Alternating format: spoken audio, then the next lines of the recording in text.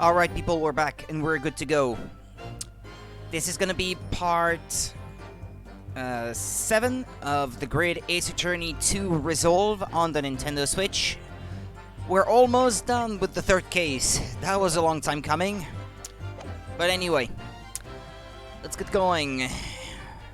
Cross-examination time. It all began at the scene when I saw the waxwork and the note tucked inside its jacket.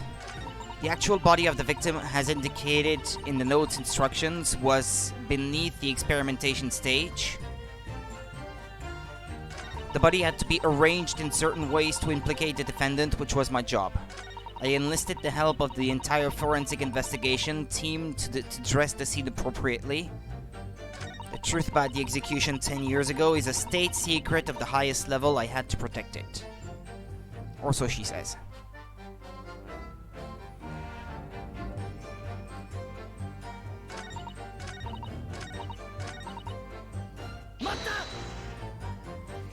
From what you described before, it sounds like the note was anonymous. Did you have any idea who was behind it? There are very few people in the know about what really happened 10 years ago to start with, but anyway. I'd never heard of this engineer, so no, I had no idea. Yet despite not knowing who was behind the plan, you went along with it? I had no choice. Protecting the professor's secret was my only concern. But the horse has bolted now, and the stable door will never shut again. Scotland Yard's reputation will be immeasurably damaged as a result of all this. Yes, thank you, Lord Van Zieks. I'm well aware of that. So as I understand it, what you found in the birdcage was the waxwork model. Where then was the victim's body?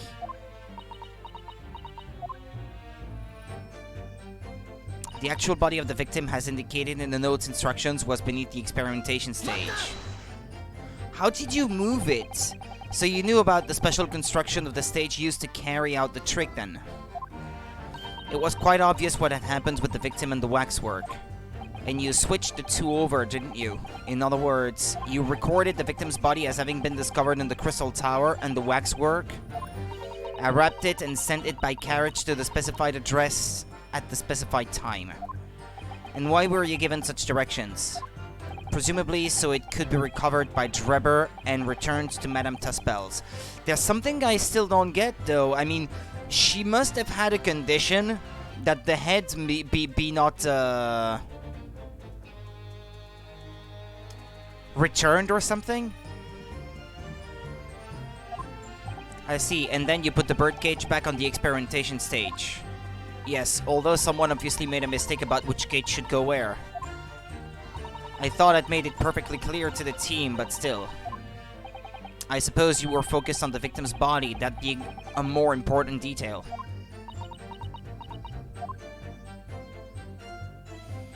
The body had to be arranged in certain ways to implicate the defendant, which was my job. When you say arranged, I presume you mean with this? Yes, the instruction in the engineer's notes said something along the lines of fabricate some evidence to make it clear that Hairbrain alone could have killed Asman. So you mean that was your doing? I fetched Hairbrain's ridiculous screwdriver from the stage and took it with me, alone, to the abyss under the stage where the birdcage had fallen. Alone, Doctor? I didn't feel it would be appropriate to involve anybody else in that particular part of the deception.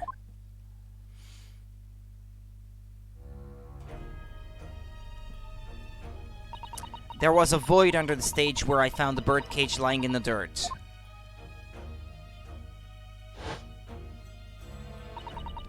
I approached it, leaned down, and slowly opened it up.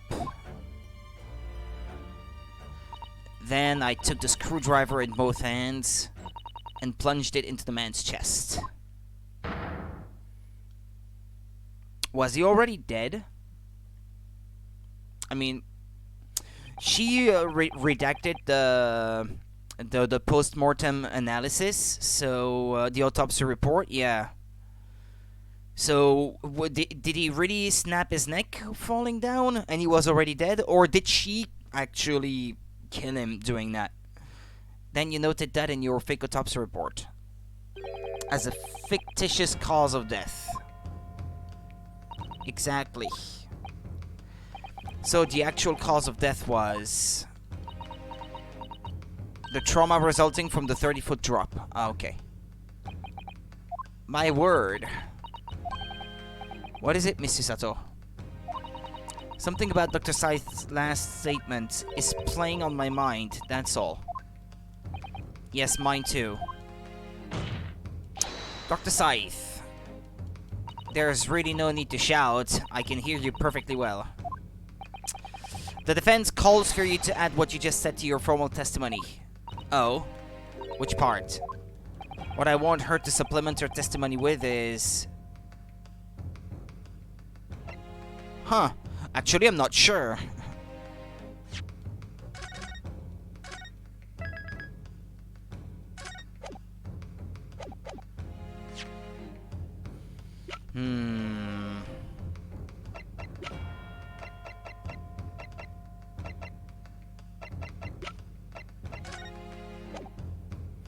A metal screwdriver that was found poking through the grid in the base of what remains of the kinesis machine. It has a very distinctive handle.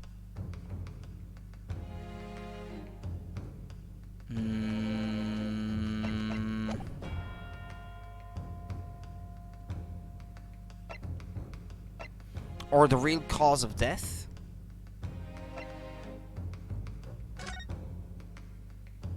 The real cause of death being the fall of 30 feet, that part. Fine, if that's what you want. Just stop yelling, please. The prosecution concurs. Very well, you will supplement your testimony now, witness. If you wish, my lord.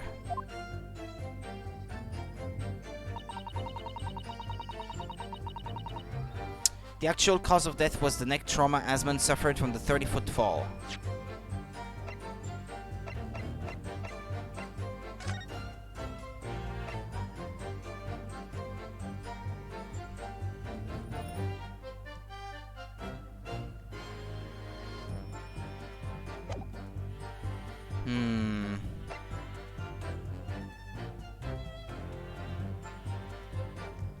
Hold on a minute.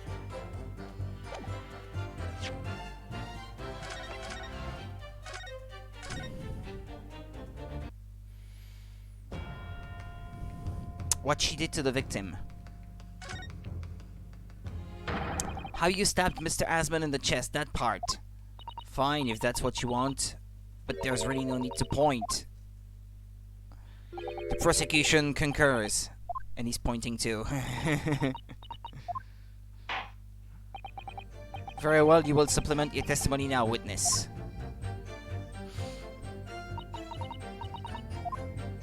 Yeah, it was not found where that was supposed to have happened, so... I stood over the victim's corpse where it lay in the doubled cage and plunged the screwdriver into the chest. No, that's not it. No, okay. If this is incorrect...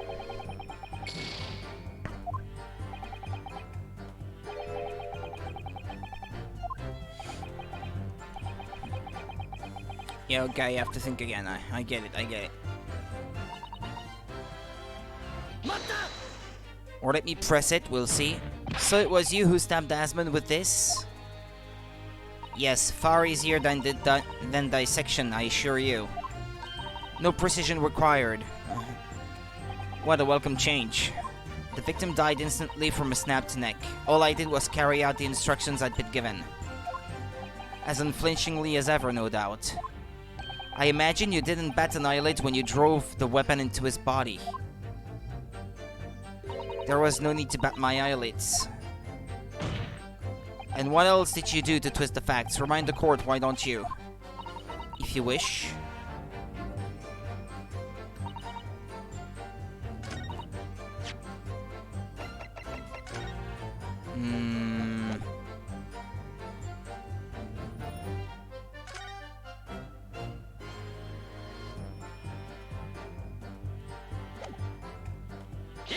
It was the picture, wasn't it? Something about the picture? The missing screwdriver in it? I've got a nasty feeling that this inconsistency points to an extremely uncomfortable truth. What on earth is the matter, Counsel? Have you lost your tongue? I wonder, maybe... I mean, you're not supposed to bleed, I guess, when you're already dead, no?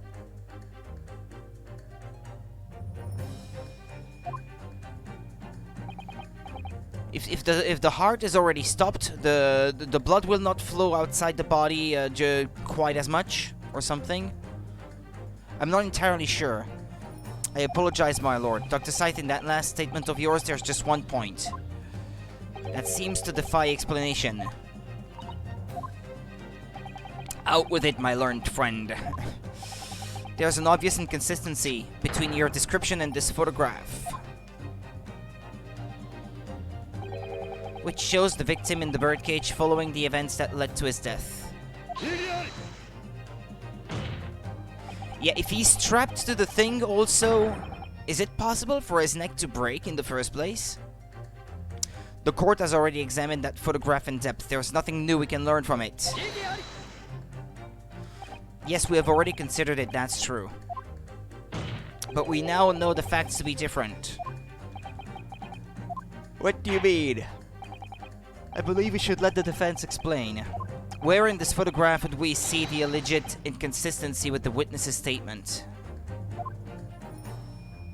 Is it the neck, or is it the wound itself and the blood that's come out of the wound? Look closely at the blood stain on the victim's chest. It clearly extends downwards, in a downwards direction towards the man's feet. Ah, yeah. So he would have been standing when he was stabbed then.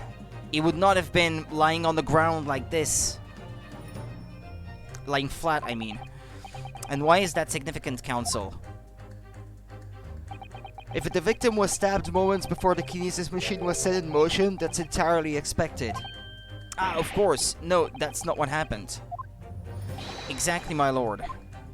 Dr. Scythe made it very clear in her testimony just now that the point at which she stole Professor Airbrain's screwdriver and stabbed the victim was after the grand deception was set in motion, when the birdcage had fallen below the stage out of sight. From the shape of it, it's clear that the birdcage would have fallen on its side after the 30-foot drop. And if the victim had really been stabbed whilst inside the birdcage in that position, the blood from the wound would have spread out equally in all directions.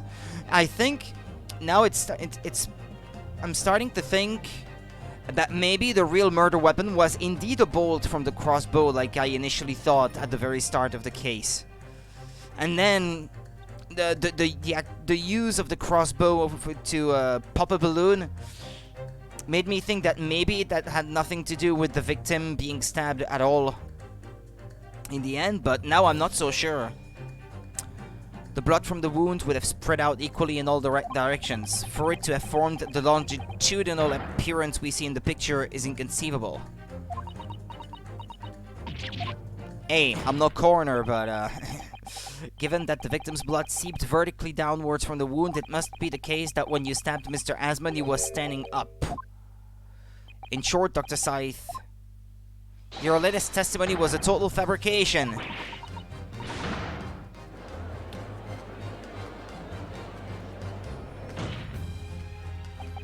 I knew it, I was right. Now I've identified that contradiction. There's only one way to explain the facts. We've all been under a great misapprehension here. What? What sort of misapprehension? Dr. Scythe, you claim you were coerced into helping Mr. Drebber as a result of the notes he left in the waxwork. You claim that you made changes to the scene of the crime to implicate the defendant, and you claim that you authored a fake autopsy report to cover your tracks. But one of those claims is an out-and-out lie, because the question of what the bloodstain really tells us has only one possible answer. If that is the case, what is it, man? Counsel, you've clearly struck upon a revelation. Now tell the court what it is. Which part of Dr. Scythe's story is shown to be a lie by the contradiction in her testimony? Well, to me, it seems to be the stabbing of the victim. It's possible that she did plunge the screwdriver in his chest so that his blood would be found on it so that she could plant it at the scene after the fact. But, starting to doubt that the screwdriver is what pierced his chest first. She may have gotten rid of the bolt from the crossbow that may have been used, because he would have been standing at the moment when he was up at the on top of the platform, but she wasn't up there herself, so the answer is very simple if you consider the sequence of events. If when the victim was stabbed, the blood from the wound seeped downwards as it did, we can be sure that the victim must have been either sitting or standing upright at the time. But as you rightly pointed out, the birdcage would have fallen on its side when it fell beneath the stage. Yes, it would, which tells us that the victim must have been in that position of his own accord. That's impossible, the man was dead, remember? No, that is the misapprehension.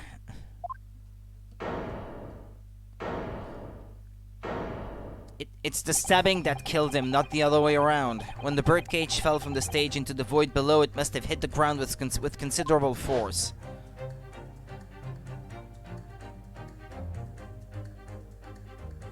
Oh, so that's what you're proposing?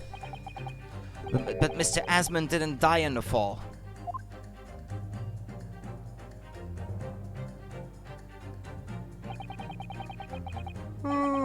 He probably lost consciousness for a while, but when he came round, he got to his feet and to climb out of the cage. Just as Dr. Scythe appeared... Yeah.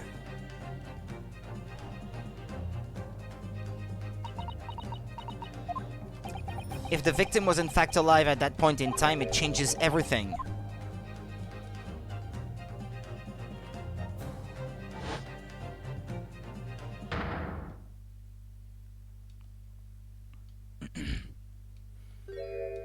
Ah. Ha! Mr. Audie Asmund's killer wasn't the defendant, Professor Albert Harebrain, nor was it the mastermind behind the stage trickery, Mr. Enoch Drebber. It was you, Dr. Courtney Scythe. Grr! Ah! Hordar! Hordar! Can this be possibly true?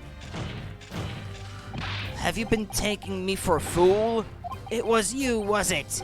You killed him?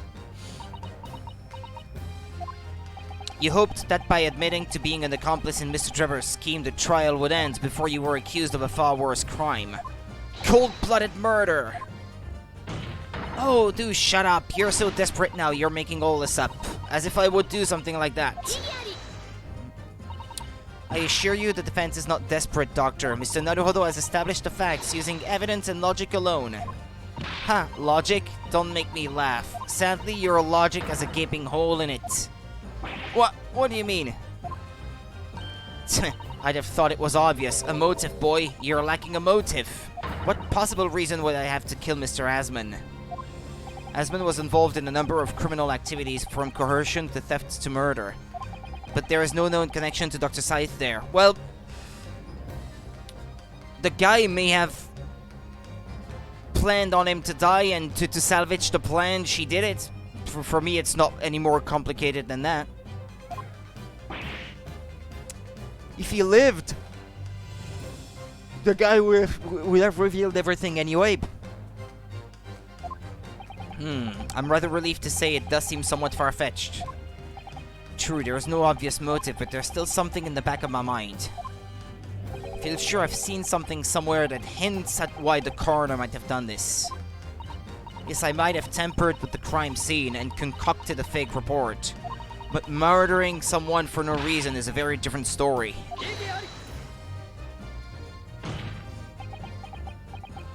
No, when you questioned what possible reason you could have for wanting to kill Mr. Asmund, something did come to mind. What? What was it, Counsel? Enlighten the court at once.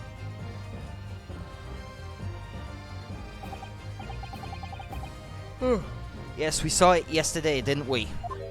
Something that seemed strange, but we had no reason to suspect it at the time. There's a particular object that explains why Dr. Scythe would have wanted to kill Mr. Asman.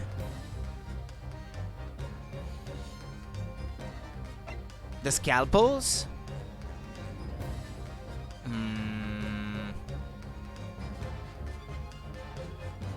Well, it is still an unresolved mystery, the purchase of all those scalpels written down in the ledger.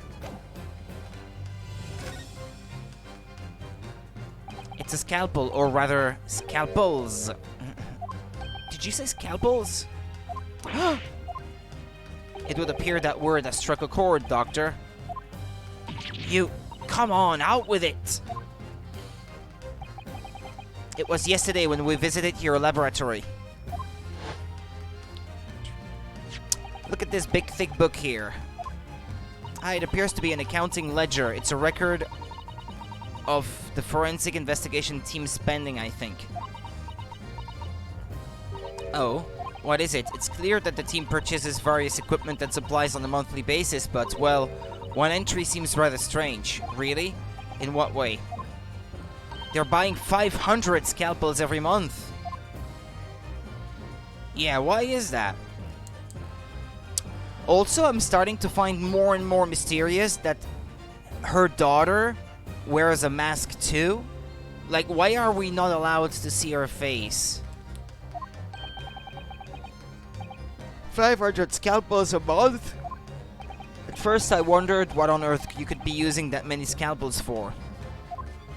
But actually, I realize now it's not the scalpels themselves that are significant. It's the money for them. Disappearing every month from the department's accounts.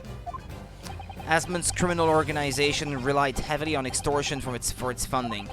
Tracing the money from the forensic investigation team's accounts to find out where it was going would be extremely straightforward.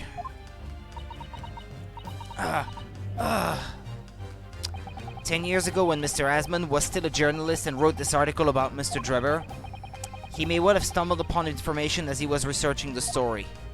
Information relating to Dr. Scythe's darkest secret that he would use to rack money from her for the next decade. Her darkest secret? Good lord, you mean? I don't know what happened on the night of that execution 10 years ago, but clearly the opportunity to rid yourself of that menace was too tempting to pass up. So in the end, you weren't coerced at all, were you? You did it entirely of your own free will. You stabbed Mr. Asman in the heart with all your might. To silence the blackmailer who knew your dark secret forever. You'll never understand, none of you. What we've had to keep covered up all these long years.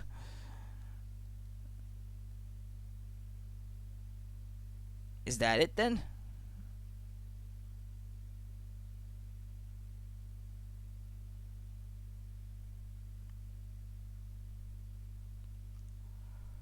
So?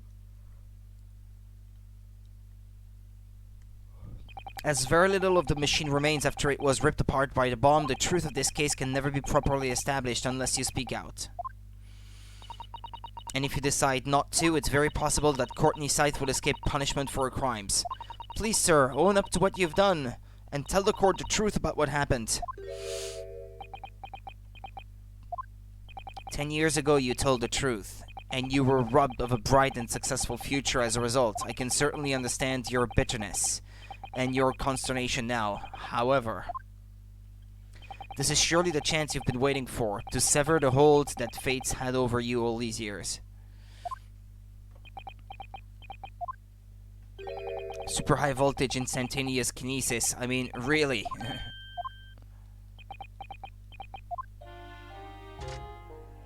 It's the adult-brained mock scientists that are the worst, you know?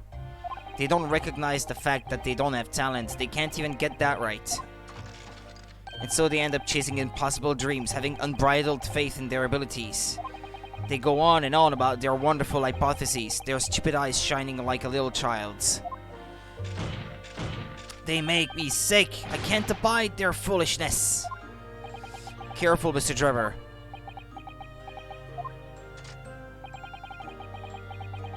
I was particularly pleased with the kinesis machine. It made for quite a show, didn't it?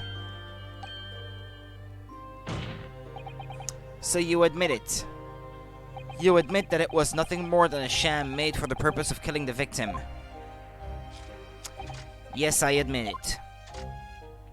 I did it all in the name of revenge. Revenge for the future that Mr. Asmund's article had deprived you of the 10 years earlier. But the revenge you sought didn't stop at Asmund, did it? Which is where that very particular waxwork comes in. Yes, I see. The condemned convict that you saw rising from the grave in Lowgate Cemetery 10 years ago, if your account of those events was all true, then obviously Scotland Yard couldn't afford to acknowledge what had happened. Even if it meant discrediting a bright young man and crushing any future career he might have had. So your plan required that you abduct that particular waxwork model in order to exact your revenge on Scotland Yard as well, or on Dr. Scythe to be precise.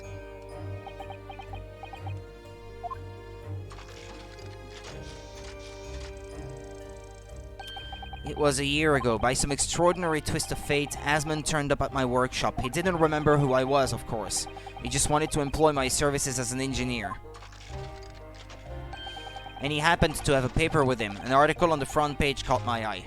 About the coroner who'd handled that bogus autopsy being appointed head of a new forensic team. When I learned that news, my cognitive processes started to devise a plan. What an horrid tale.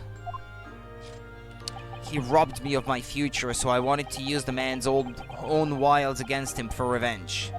And have that rotten Scotland Yard eating out of my hand at the same time. I wanted them all to suffer the same humiliation I had to suffer.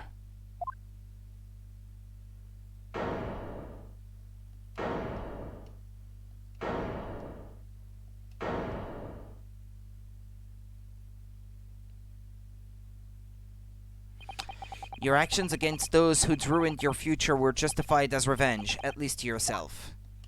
Certainly no one has the right to destroy another's prospects, especially for purely selfish gain. And yet, in carrying out your plan, you did exactly that to someone else. Didn't you? Did I? Professor Harebrain's only crime was passion for his hypothesis. But you had no compunction about sacrificing his future to effect your revenge. You knew that he would be forever branded a failure and a fraud. Perhaps life treated you unfairly 10 years ago and others' misconduct left your life in tatters. But remember this, your own actions resulted in exactly the same thing for another perfectly innocent young man.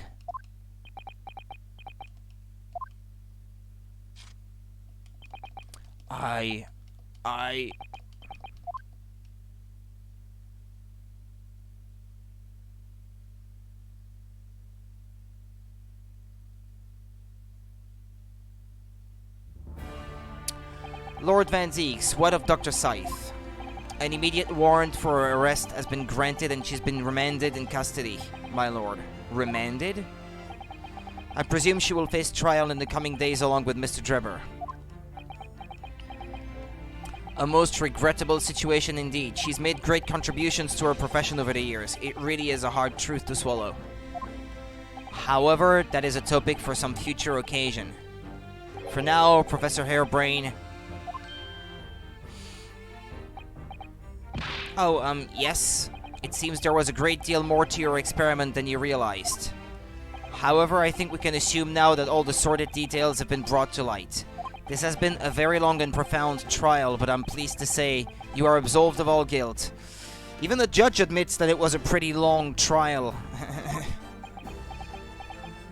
This whole experience has taught me a very great but painful lesson.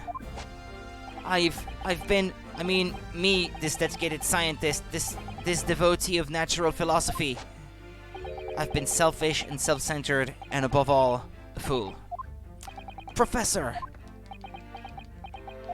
I've spent my life thinking of nothing but my research, misguidedly believing that I could do whatever I set my mind to despite my lack of talent. And the worst of it is, in the process I've caused others pain and misery. Others who are far, far greater people than I. No, Professor, that's not true. What?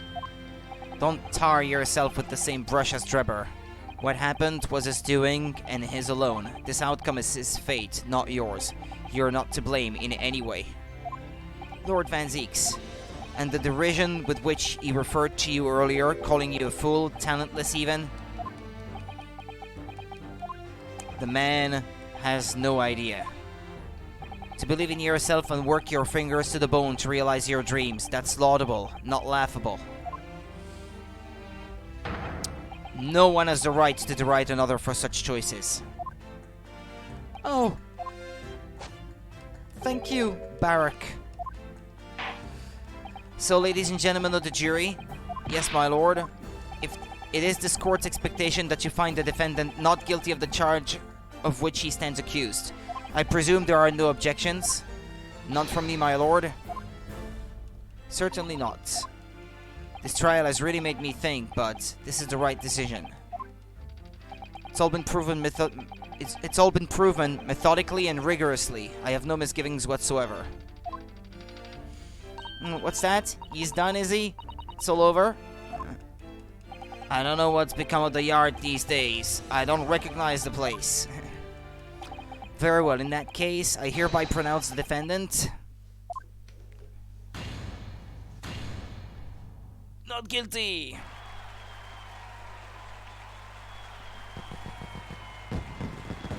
Court is adjourned.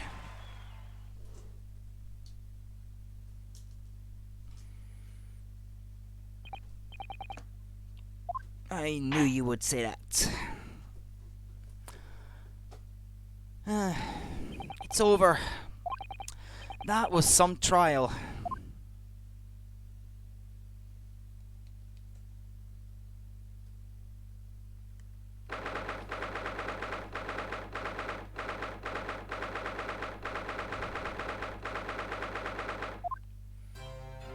Professor, what a splendid outcome, isn't it?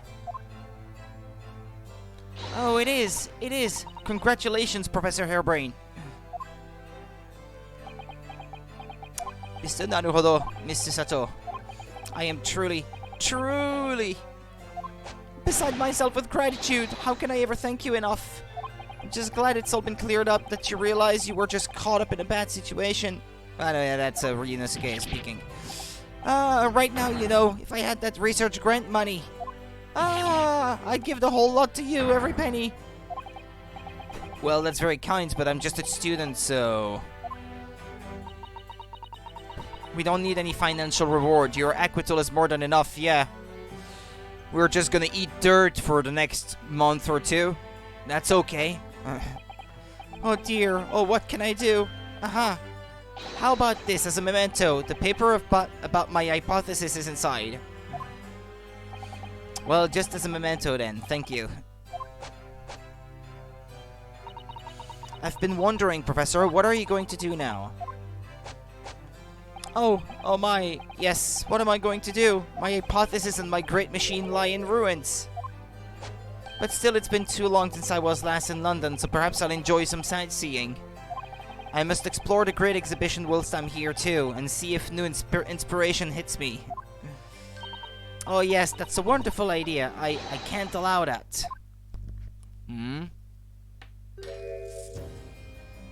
Lord Van Zieks, what are you doing in here? This is the defendant's antechamber. You have no business here.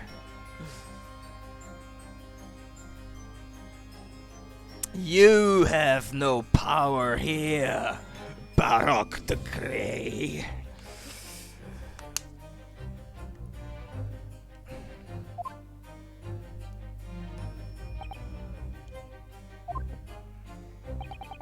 I'm sorry you had to go through that, Albert. Well, if I'm honest, it was terrifying. You were like a great demon behind your bench there, snarling down on your prey.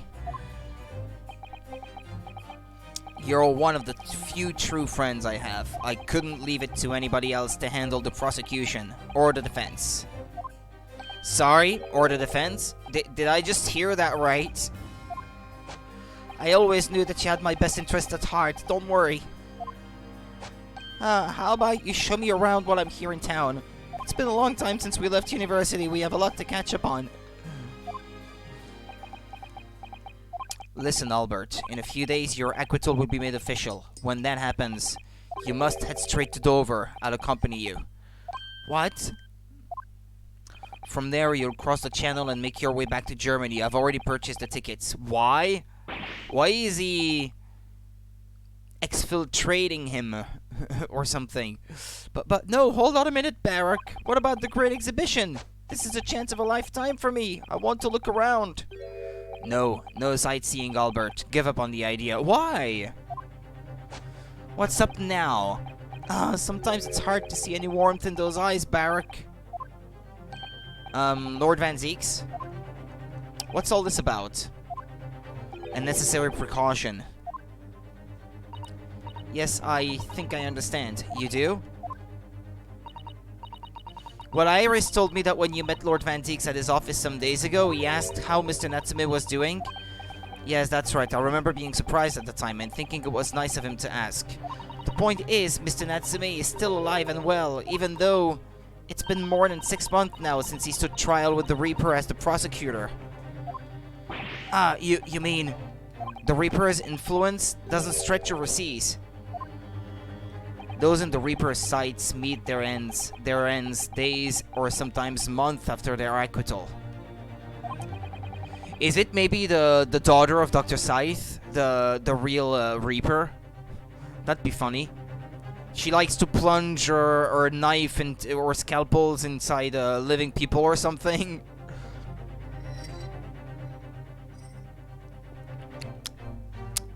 That's been the pattern up to now.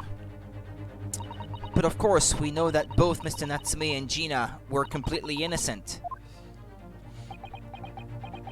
True, and perhaps that governs the Reaper's actions. The truly innocent are spared. But I don't want to take any chances with a close personal friend. But Barak!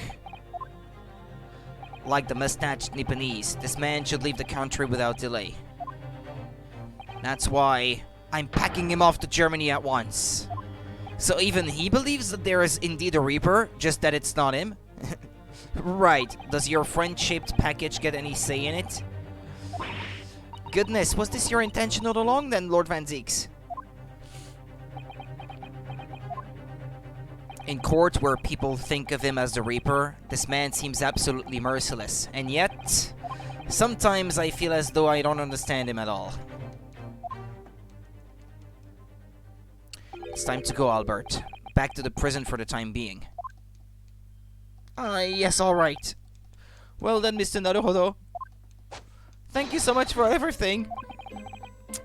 Not at all, Professor. It was a pleasure getting to know you. Best wishes, Professor Hairbrain. Well, once the dust is settled, you must come and visit me in Germany. Anyway, goodbye for now.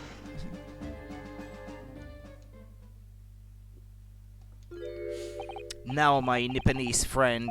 Oh, yes, I thought you'd gone too. We have matters to discuss. Can you spare me some time? Whoa. That came out of nowhere. You want to talk with me? I'll be waiting in the courtroom in 10 minutes. Well, that was strange. For some reason, I didn't get that sense of impending doom as he walked away this time. Actually, maybe you should this time. The Enigma Barak Van Zeeks. What does he want to discuss, I wonder? The answer awaits in the courtroom, I suppose. Here goes, then. It's possible that I will never be allowed in a courtroom ever again.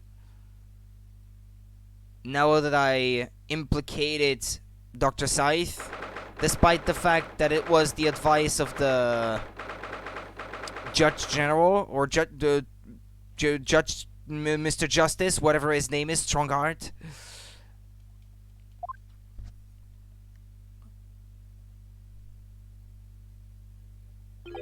So, are you satisfied? You saved the guileless scientist from a great injustice. Yes, I think so. I'm relieved, at least, that the man's innocence could be proven. Anyway, I imagine you've been wondering where my animosity towards you Nipponese comes from.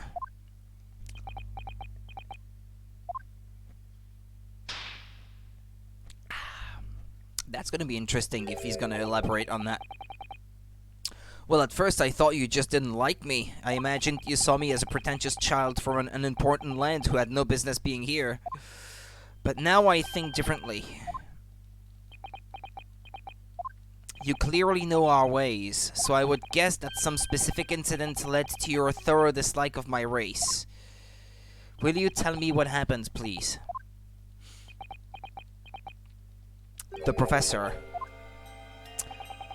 I thought I'd never hear that name in this courtroom again, to be honest.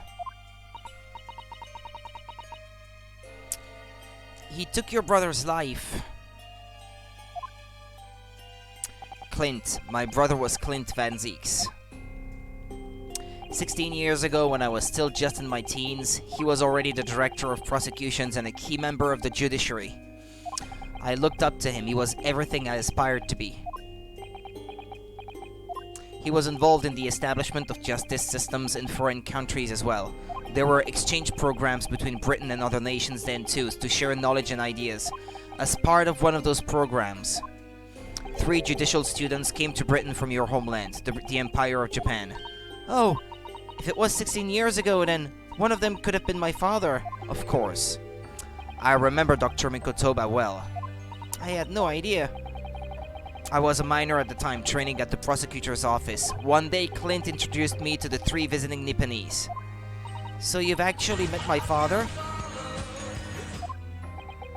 He and his colleagues were polite and amicable. They were adept at their work and exacting in their standards. It was my first encounter with the Nipponese spirit, and it made a very great impression upon me. But 6 years later, that's when it happened. The investigation was going nowhere. There were no suspects even, just an ever-growing list of victims. And in the end, my brother became one of them. The last, in fact, before the case was finally resolved. I'm so sorry, Lord Van Zieks. Truly. Clint was always ready to put his life on the line for justice anyway, so he wouldn't have wanted it any other way. He lost his life to the killer, but it was his victory in the end. For me personally, though, it was a great loss. I found myself in a very dark place indeed. When I finally found out the killer's identity, the reason why no one had been able to catch the man sooner ceased to be such a mystery. He'd been hiding in plain sight all the time. In plain sight? Are you aware of political events 10 years ago? It was a period of extremely sensitive diplomacy between the British and Japanese empires. A new treaty was being forged, I think. Correct. The Anglo-Japanese Treaty of Friendship and Navigation was being concluded. The leaders of both countries were deep in extensive political discussions, which is why this particular killer's appearance in court was conducted as a closed trial. If the British public had known the identity of the killer, not only would the treaty have been in jeopardy, our 2 nations could very well have ended up at war. What? A war? Between Britain and Japan? But that would mean... Oh my! You mean to say the professor was... a Nipponese? Oh!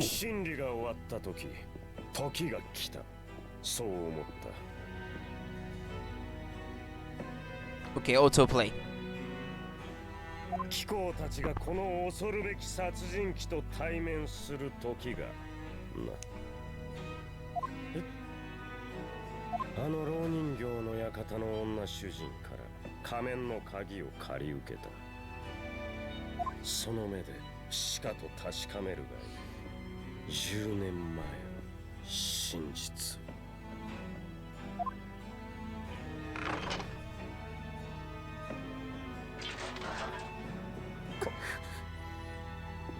これがプロフェッサーの正体。その通り。今まで考えたこともありませんでした。英国犯罪史上最悪の事件、その殺人鬼の正体が日本人だったなんて。 Who is he exactly? ってください。この面影、どこかで見たことがある。Well, そんな気がいたします。 she would have seen him. It must have been an acquaintance of his father, no? Of her father, no? If he came to Britain along with him.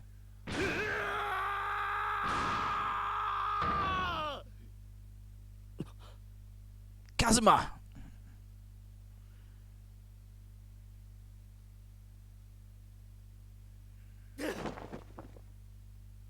Come on, Kazuma! 父上。父上。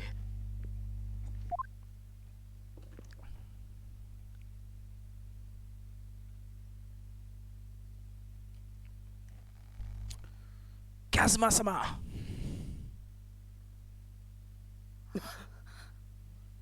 あ、葬儀。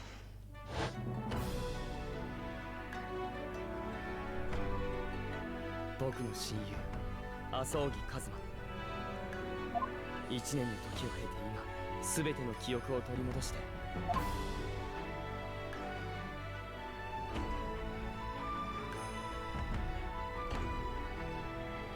目の前に立っていた。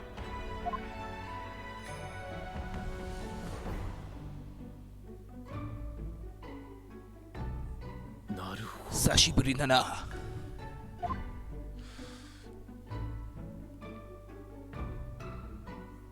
久しぶりだな。友よ。カズマ様。御言葉法務女子。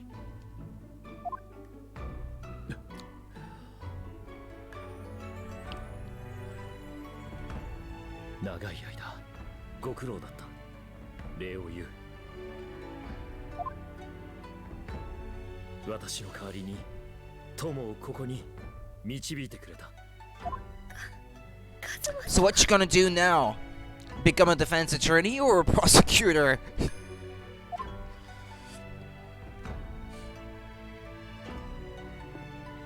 やっぱり生きていたんだな、麻生木。貴様にも礼を言わねばならない。何しろそいつを守ってくれたのだからな。え、あ、Karuma? 麻生木の家に代々伝わる名刀、カルマ。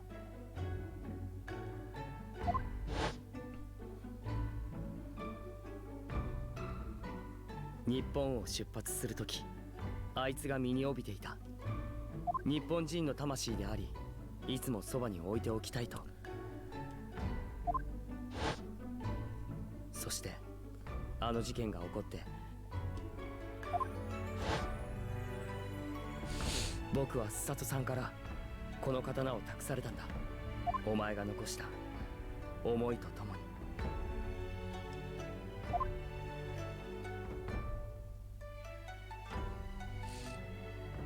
こいつがあるといつもお前が見守ってくれている気がしていた。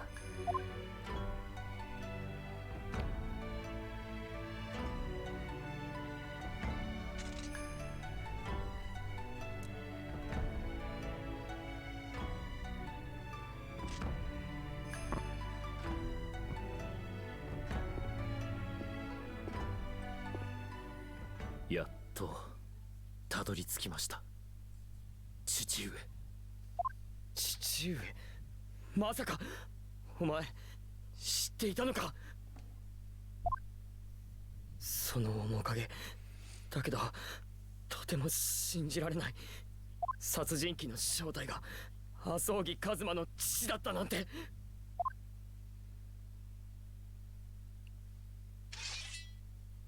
Or was he wrongly accused?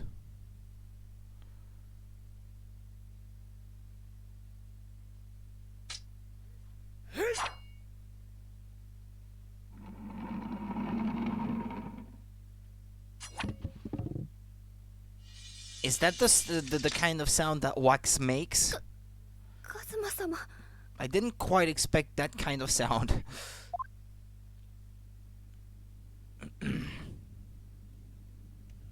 なるほど。貴様と積もる話はあるが、今はその時ではない。Why did he call him Kisama? That was disrespectful. What was that about? また会おう。 Huh? That sounded kind of disrespectful the way he spoke to him. 麻生木一馬は僕たちを That was a bit weird. It didn't sound like he was speaking to him like a friend. Before he turned and left us there in the courtroom.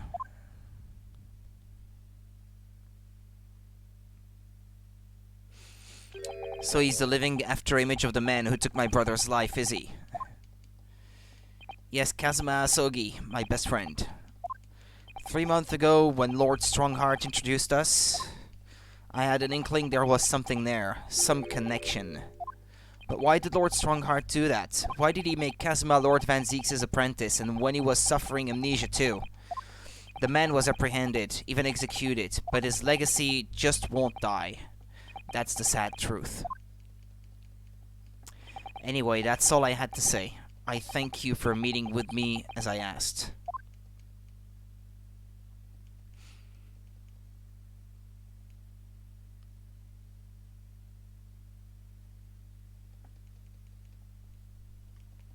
"10 years ago, my grandmother took me to the railway station. We were there to meet my father from the train. For me, it was the first time I'd ever seen him." Poor Susato-san. All this is tied up with painful memories for her too. She's never talked about this with me before, though.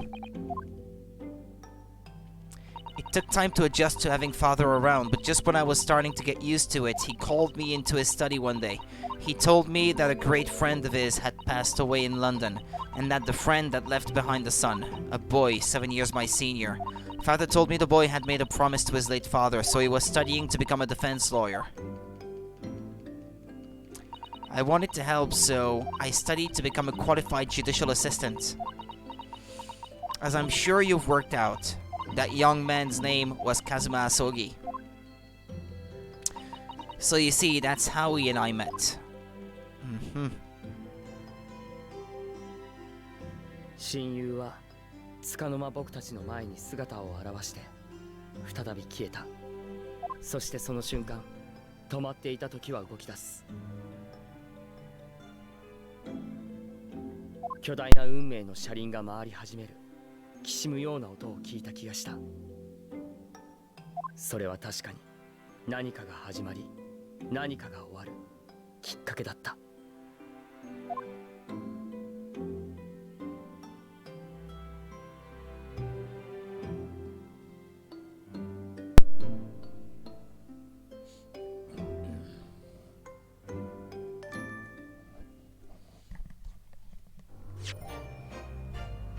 Alright then, on to the 4th episode, or case, or whatever. Twisted Karma and his last bow. Okay. It was indeed a most bizarre incident born of a curious advertisement and a commonplace killing at the edge of town. Or so it says.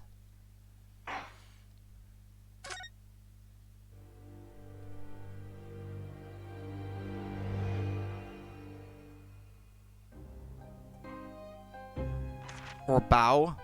ホームズはパイプを手に窓の外に広がる濃い霧を見下ろしていた。この霧の底には一体いくつの事件が隠れているのだろうね。不思議な新聞広告から始まる奇想天外な事件。魔剣が闇をかける連続殺人事件に夜の墓場でよみがえる死刑囚の事件。そして誰も知らない町外れの小部屋のありふれた殺人事件。どんな事件もその裏側には誰も知らない物語が潜んでいる。僕を事件現場へと駆り立てるのはその物語なのだよ、ワトソン。Watoson, he says in Japanese. 早く帽子を取りたまえ。行こうじゃないか、相棒。僕たちの冒険は終わらない。さあ、ゲームの始まりだ。Game no hajimari da. Okay, so that's how they say it in Japanese. Then the game is afoot.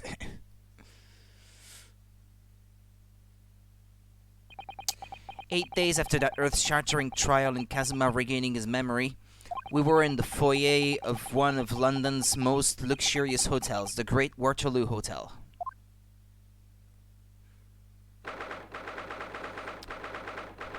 First November, Great Waterloo Hotel foyer.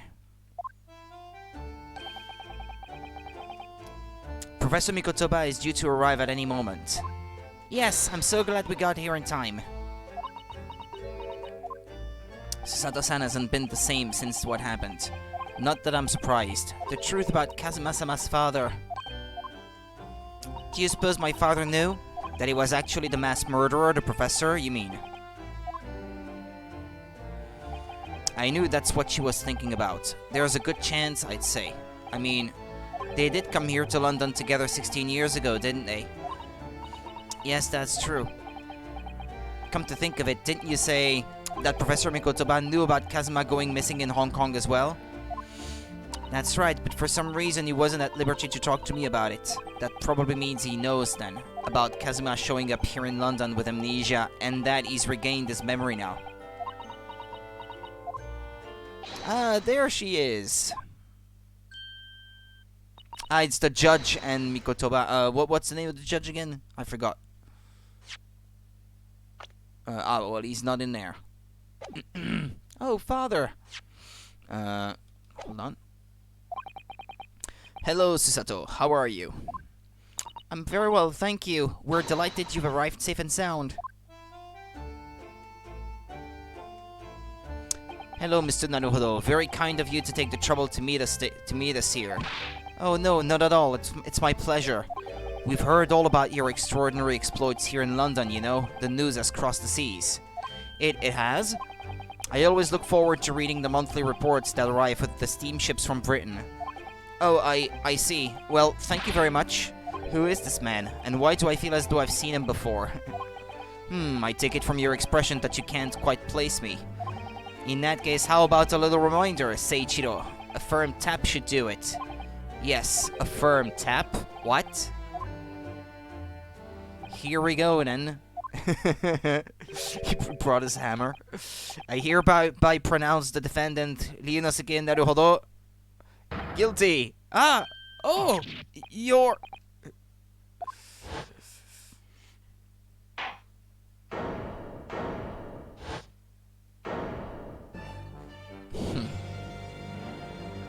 The court will now hear the trial of Ryunosuke Naruhodo. Your Excellency! Hello, Judge Jigoku. How are you? It's been a long time. Good, you've remembered now. That really did the trick. Guilty! Only I was declared not guilty, wasn't I? And there was no laughing at the time. So, London again after all this time. Hard to believe it's been 10 years. Ah yeah, I guess he was the third Nipponese then. It was Mikotoba, him, and Kazuma, Senior. To be honest, I never thought I'd be back. Neither did I. I didn't imagine Japan would ever be invited to an international symposium like this. Though really, I doubt anyone did, to be honest. It's all thanks to you, isn't it, Seiichiro? What are you talking about, Eugene? Of course, Judge Jigoku. He must complete the set. He's the other man who, 16 years ago, came to London with Kazuma's father and Professor Mikotoba. He's the third visiting scholar. Well, all those passport checks and luggage searches at the border took rather a lot of time. I must say I'm very envious of your ministerial status. You didn't have to go through any of that, did you? Oh, I knew you were jealous. Sorry, ministerial status? Yes, didn't you know Seiichiro here is also Japan's Minister of Foreign Affairs? It was his personal insistence that allowed you to take Kazuma's place here on this study tour. Guilty as charged. Oh, well, thank you very much. He's really every bit as important as he looks. Ah, yes, now, naruhodo. I received a telegram from Lord Strongheart yesterday. Oh, you did? It appears that some things came to light in the trial you were involved with 8 days ago. About what happened 10 years ago. That tragedy. Yes, could you tell us any more about it? Let me examine the place first. Look at that. It's a picture of the Crystal Tower. Well, the Great Exhibition is one of Britain's most prestigious achievements in recent years. I wonder how tall it is. It really does represent the pinnacle of scientific achievement in so many ways. There's a 20-meter tall chimney on the bathhouse near my lodgings at Hume University. The attendant there is always boasting that it's the tallest object in the neighborhood. I'm sure. Did you know that over the Channel in Paris, there's a tower that's 300 meters tall? What? How many times taller than the chimney at Yume Soken Hot Springs is that? And if it's that tall, how does it draw properly? The smoke would get stuck, surely. I don't think it's that sort of tower, Mr. Naruhodo.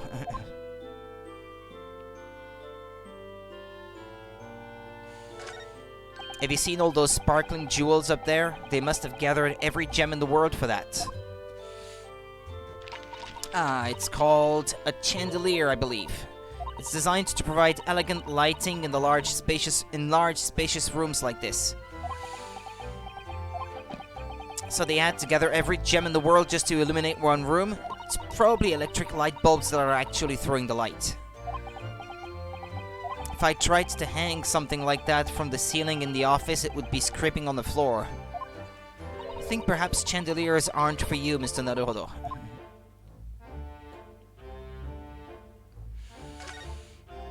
That desk is known as the hotel reception. Anyone wanting to spend the night has to report there to sign in for their stay. Oh, so do you think that's the head clerk behind the desk there? Yes, I'm sure it must be. I'd love to stay in a grand hotel like this for a little while, wouldn't you? Just to know what it's like.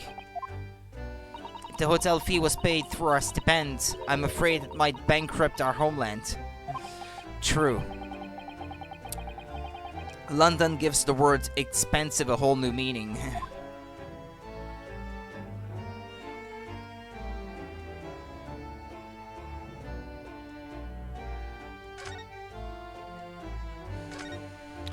Look at those cases just left there on that trolley. Aren't they worried about thieves? I know I am. Haven't you seen the porter over there? Don't worry, he's obviously keeping an eye on everything. Ah, so it's a trap designed to catch any chancers who might be tempted. Wasn't he the guy that was part of the workers' union of the carriages or something like that? I can't remember the name anymore. Why did the porter give me such a scathing look just now, do you suppose? Well, some might say you look a little suspicious with your jet black clothes. Another one clad in black is some sort of ninja with intent to steal, you know?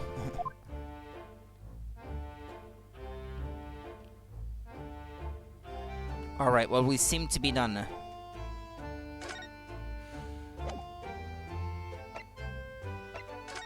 Hey, check this out. Professor Mikotoba, I wonder, could I show you something? Why do you seem so nervous? I suppose because I'm a student showing something to a professor. That's always quite nerve-wracking. Well, I'm sorry I perturb you in that way, but anyway, I'm afraid I have nothing useful to say about that, really. Okay, your journey from Japan. So how was the voyage here? Well, 50 days at sea is a long time by anyone's standards. But it wasn't as bad as when we first came 16 years ago. No, that's true. Then I truly wondered if we wouldn't be drifting in the vast ocean for the rest of our lives. This time we followed the same route as you, so we were able to relax and enjoy the experience. Ah, so you stopped in France's beautiful capital, Paris. We did, yes, though only for one night. And yesterday evening we left the port of Dunkirk for Dover. Just in time for the Symposium, in fact. It starts tomorrow. It's wonderful that you were invited to attend such an important international event. I'm very proud of you, Father. It's thanks to Seiichiro here. 16 years ago, he managed to ingratiate himself with Britain's Attorney General. I'm sure that's why he was invited, and I suppose you could say I'm something of an appendage by default. Speak for yourself, Eugen. You were close friends with the professor of forensic science at the major hospital.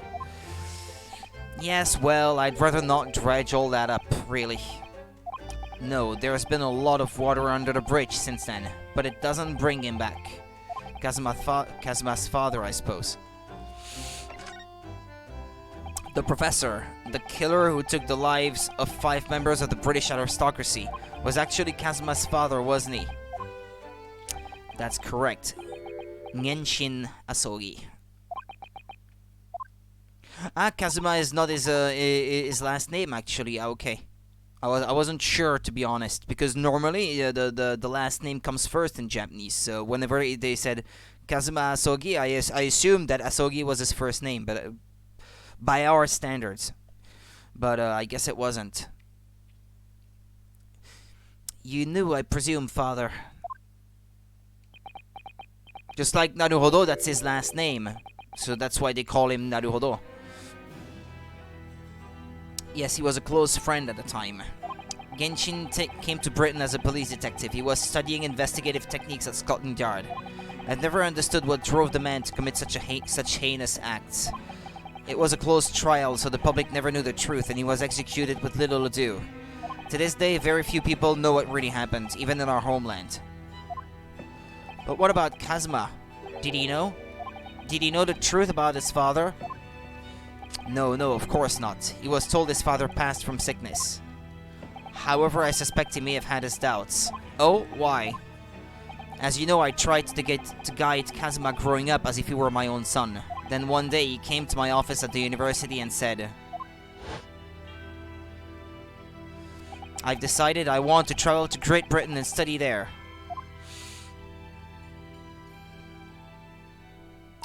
Do you think he wanted to come here to investigate his father's death? Well, it does sound plausible and likely.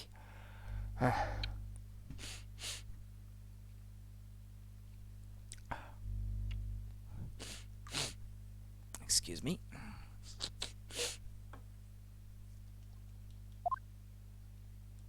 I don't know, but when I looked into his eyes, I did know that there was no way I'd be able to stop him.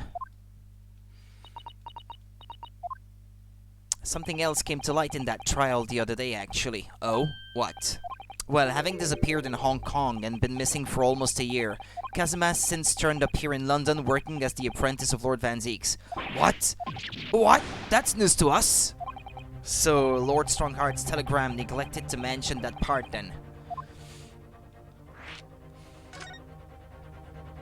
As you know, we both thought Kazuma had died on the steamship during our voyage to Great Britain in January. But he didn't die. He's alive. As you knew, didn't you, father? In actual fact, no. What I did know is that when your ship docked in Hong Kong, he mysteriously vanished. We sent a team of investigators to Hong Kong to try to ascertain what had happened, but to no avail. But he's still alive, and here in London, you say? I never dared even to dream of it. Why on earth did the young man not make contact? The government and the police have been chasing clues fruitlessly for months now. Well, it seems that he was suffering from amnesia. What? Amnesia? When we first came across him again here in London, he didn't know who either of us were.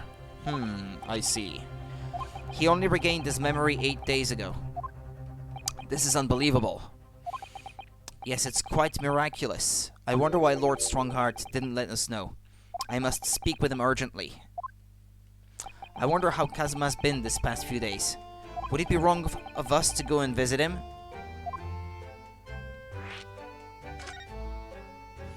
That began 16 years ago now. It's a distant memory, really. It was Eugen here, Genshin Asogi, and myself. We were the original 3. The first judicial scholars from Japan to travel overseas to study. Ocean voyages were not what they are today, I can tell you. 16 years ago, things were tough for their generation. Your father was an exceptionally fine medical student at Inmate University at the time, you know, young lady. Yes, grandmother told me. He went to do research at a great London hospital to study autopsy, practically unheard of in Japan.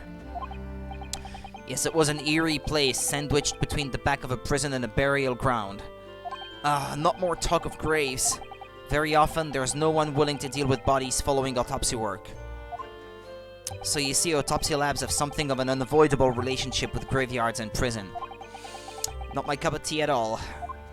Do you remember that Scottish prison governor? Caden, his name was. He was a good man. Yes, but then of course in our 6th year here, everything changed with that dreadful case, when Genshin was arrested for a series of the most gruesome murders. I simply couldn't believe it. I'd known the man for years. I was a witness at the secret hearing and I tried to speak in his defense, but you went a little too far and ended up facing charges yourself, didn't you? Well, suffice to say that after that trial we were sent back to Japan. There was nothing more we could do to save Genshin. He was a lost cause, sadly.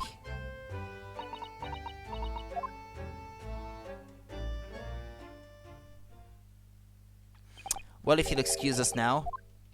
Yes, I'd like to get this trunk up to my room as soon as possible. Oh, I'm so sorry. I shouldn't have held you up here for so long. I'll call for the porter then. Just wait here. Sato-san's gone off at a run. I'd like to stay and talk more, but I do have various preparations to make for tomorrow. Yes, of course, it must be a big responsibility representing our entire country. I wish you the best of luck. Naruhodo.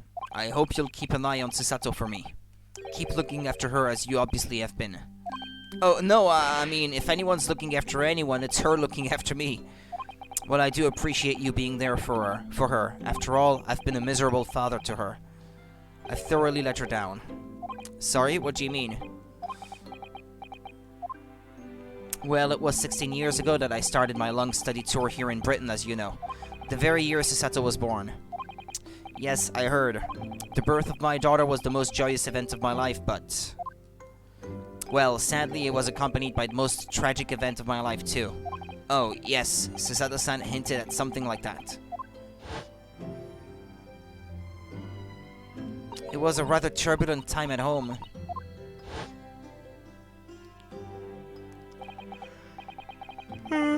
Sorry, excuse me. Anyway, I won't bore you with the details. The point is, I became rather less dependable than befits a grown man. And it was then that Seiichiro offered me the opportunity to study here in Great Britain. I was too worried about you to leave you behind, so perhaps I was a little heavy-handed when it came to persuading me to accompany me to London. So that's what happened in a nutshell. And that's also the reason why I now feel compelled to give my daughter as many opportunities as I dare. Though the world does not readily afford young women such things, I must say. I completely understand, Professor. One other thing, Naruhodo. If I may be so bold, I have a favor to ask you. Oh, really? Of course. What can I do for you? Well, the thing is, I'm so sorry that took so long. Miss Susato? Now then, allow us to take your bags. Allow me to take your bags. One moment, if you please, porter. Of course, sir. That machine around your neck, it's a camera, I believe. Quite right, sir. Just 5 shillings for a lovely photograph to commemorate a wonderful stay at the hotel, sir. That's a bit expensive. Well, I think given the occasion, we could justify the expense. Yes, of course.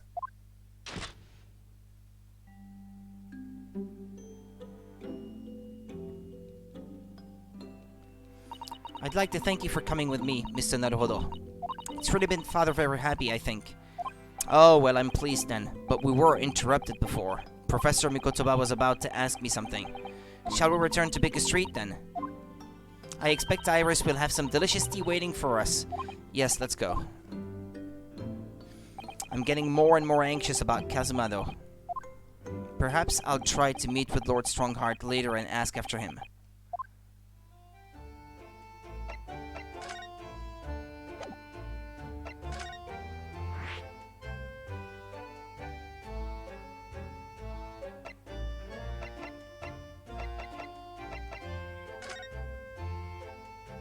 Let's go back home, I guess, first.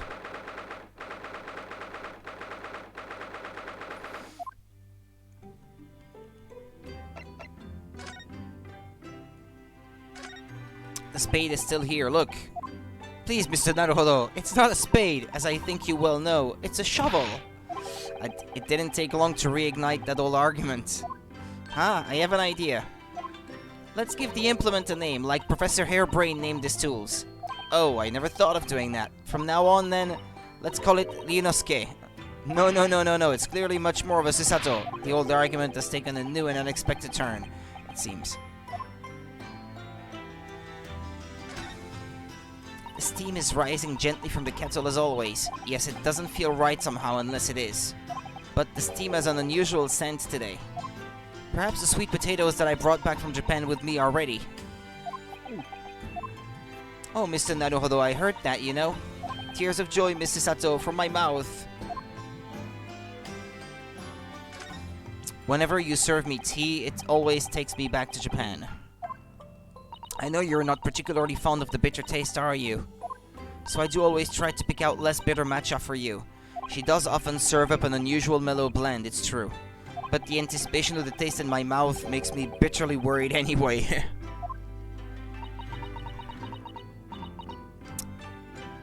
I'm having Chinese green tea myself. It is very difficult for you, isn't it?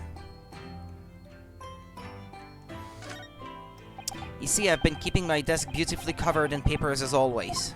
You really must tidy it all up, Mr. Naruhodo. No more excuses. But Mr. Sato, the way I see it, all these papers building up on my desk like this are a reminder of my wonderfully diverse daily life. I like to leave them as they are so I never forget how lucky I am to have such varied experiences. In that case, you should definitely have a thorough tidy. Then you'll be able to see your papers building up all over again and feel that you're renewed. Still can't beat her in an argument, even though I'm the lawyer here. That Daruma doll is still winking at me, look. I wonder when he'll finally get his other eye filled in. Yes, I wonder. Well, you should know, Susato-san. I entrusted the task to you. The truth is, I have already decided when that will be. What? Really? When? That's my little secret.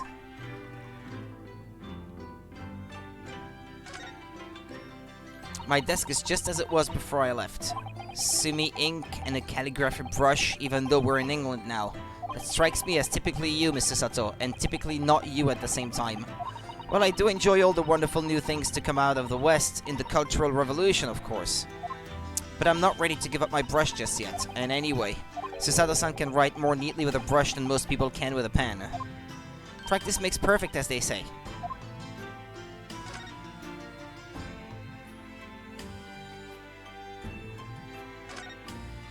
All the sea life seem very content in there, I must say. I've noticed something recently, actually. The anemones breed at a most extraordinary rate. Oh, really? It's a mystery. Why the whole seabed isn't buried in a mountain of them, actually.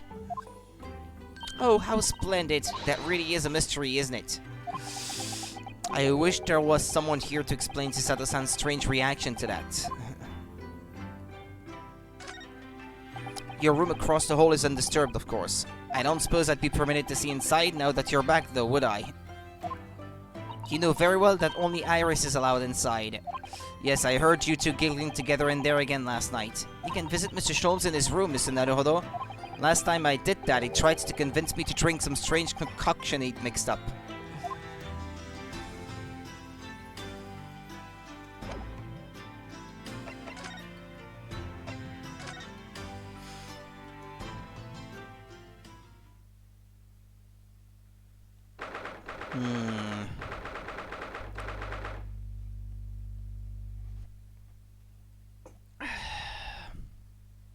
First November, Sholmes' suite.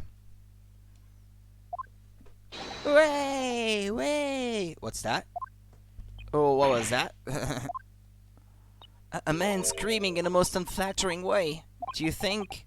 Could it have been Mr. Sholmes? Oh my, I do hope not. Way! I don't do it anymore.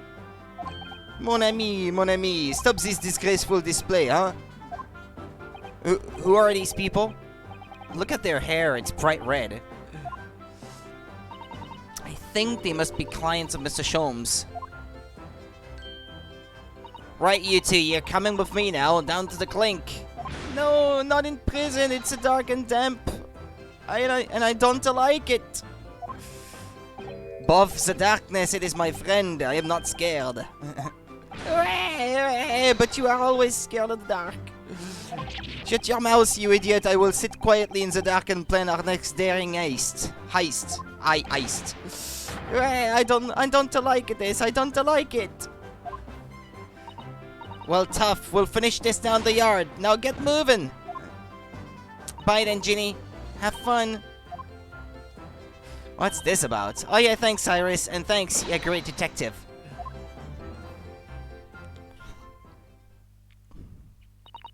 Hee, Gina makes a fine detective herself, doesn't she? Oh, Susie and Runo. Oh, hello, Iris. We're home. Well, did you find your daddy? Yes, we arrived at the hotel just before he and his friend. Oh, well, that's great news. I hope I'll get to see my daddy again soon. Ah, yes, of course. Dr. John H. Wilson. So, Iris, all that remains now is that greatest of problems known to man. The heck? What did he do to his hair? But before we concern ourselves with that, I believe some tea is in order, don't you, my dear fellows?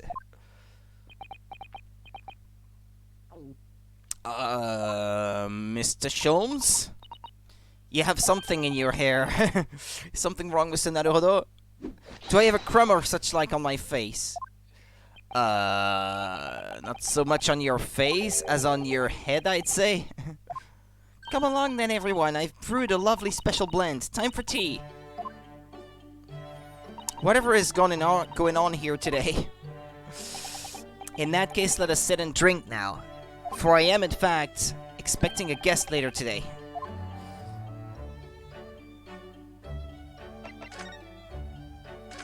Hey, the mask is on the table. The mask Kazuma wore when he was assigned to Lord Van Zeeks as his apprentice. When he cast it aside after the trial the other day, I just sort of picked it up. We ought to give it back to him, I suppose, but he has his memory back now, doesn't he? And I can't help feeling he might turn around and tell me coldly to wear it myself. But, isn't he your best friend? Well, yeah, his reaction when he left... Maybe not so much the English script, but what he said in Japanese, the way he said it in Japanese, did sound kind of disrespectful. He was not using keigo at all, and he called him Kisama, so that did sound downright disrespectful. I finally managed to remember this behemoth's name, the great analytiscope. I don't think it was here when I left for Japan, was it? Oh, is that right? Yes, because it was with the pawnbroker. Ah, of course. Oh, that's given me a wonderful idea. I could pawn everything that's on your desk. The office would be tidy at last. Don't even joke about it, Mrs. Sato. You are joking, aren't you? There's all sorts on these shelves. Chemistry apparatus, books, papers, and lots of things I've never seen before. It's all heaped up so high I can't help feeling that the whole lot is going to topple at any moment. Looks as though it might topple, and yet it doesn't. The epitome of Mr. Sholmes' brilliance. Yeah, it's the same dialogue as before. Right, we don't necessarily have to look at everything every time, right?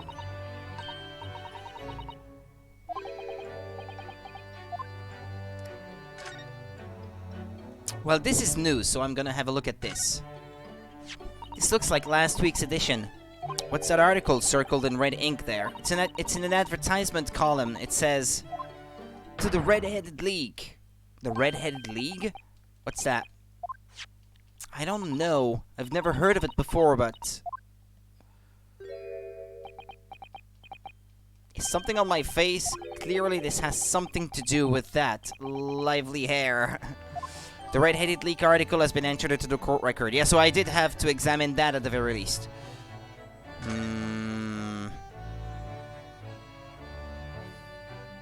Well, I don't see anything that wouldn't have been there before already, so... Alright, let's talk to him. It looks as though someone circled an advertisement in this paper, Mr. Sholmes. To the Red-Headed League? Does that strike you in some way? I was thinking that just maybe it might be related to your bright red hair.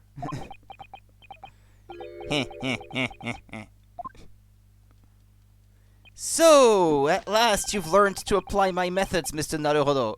Sorry? In the first instance, and quite indispensable, observation. Believe me, I could have seen that hair with my eyes shut. So then, allow me to regale you with the details of my latest exploits. Regale or boast?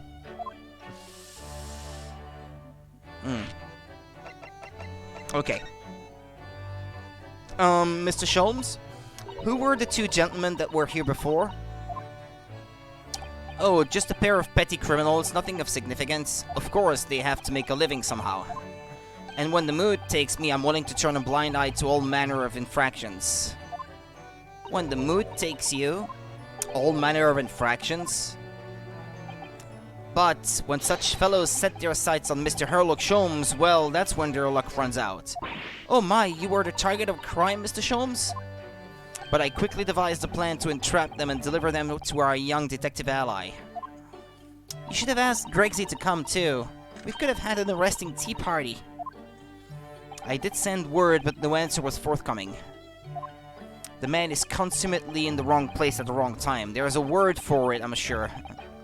Aha, I have it. A bungler, that's the word. The good job is not here to hear you say that. So those redheads had been up to no good? I wonder what the man did.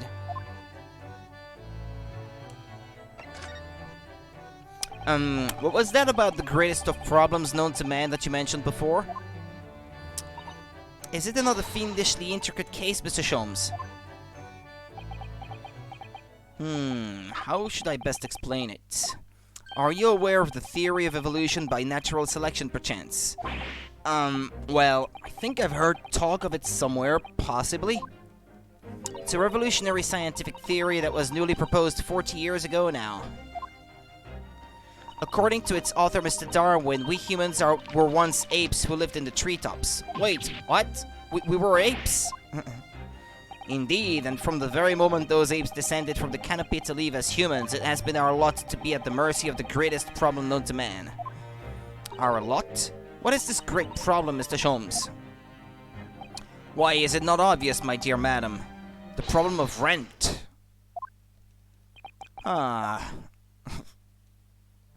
But, did you not receive a rather large sum of money from Madame Taspels only the other day? Pshaw, a large sum? One potted herb of iris and a new motor car for me later, and all of it has quite disappeared, I assure you. Honestly, Hurley, you know you squandered it. Yes, well, anyway, 2 days ago, I discovered the answer to man's greatest problem, for the coming month at least. And what was the answer? Why, there is a substantial clue before your very eyes. Don't tell me, let me see. Humans are sorry creatures unable to see what is in front of their noses.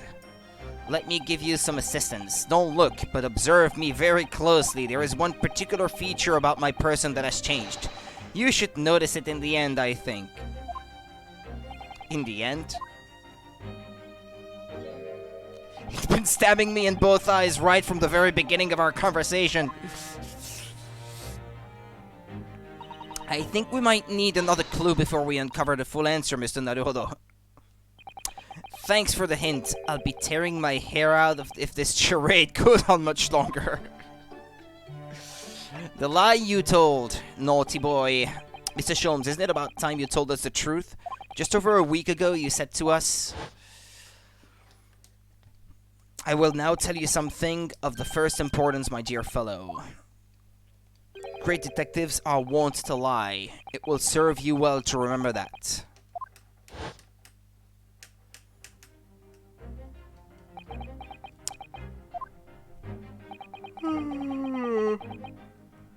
That case aboard the SS Buria in January. Kazuma wasn't killed, and you knew he wasn't dead at the time, so what was really going on?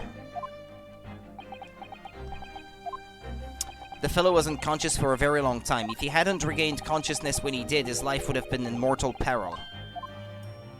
Of course, a side effect of the prolonged comatose state was amnesia, as you now know. It was a simple enough task to silence the crew, but how? After they'd carried him out of the cabin, I assembled them in the lobby area. Then I made them swear to leave him unconscious and have him unlaid from the ship in Hong Kong as a murdered corpse. Oh, how horrible! It was necessary to find some material with which to persuade the crewmen to keep their word, of course. But why? Why do it in the first place? I will be at liberty to elaborate in due course. But for the time being, I would like to reassure you, I didn't foresee subsequent events. What events? His disappearance in Hong Kong. Oh. I believe I may have made a gross error of judgment. Mr. Sholmes. The Red-Headed League. So what is the Red-Headed League, which seems to be the subject of the advertisements you've circled? You noticed it in the paper then? That, my dear fellow, was going to be the source of this month's rent payment. It was? How?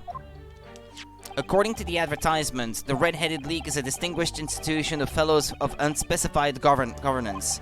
In fact, the only condition to for becoming a member is having red hair. That doesn't entirely surprise me. But listen to what the lucky redheads receive once they join. An unconditional salary of £4 a week. Oh my, £4 a week? Just for being redhead? But why? What are they paying people for? That I don't know. No details are given in the advertisement. But surely every red-headed person in the country would be flocking to join in that case. You're right, Susie. There's no time to lose. I'll put in my application at once. So will I, just on the off chance. That might be stretching a point, I think. The trouble is they have a fixed number of members, you see. Oh, I see. So once a certain number of people have joined, no one else can. But as luck would have it, once one member recently passed away. It wasn't particularly lucky for the redhead in question, I feel, Mr. Sholmes. So you decided to try to join in his place? Correct. I mean, look at me. Have you ever seen such a red-headed fellow? No.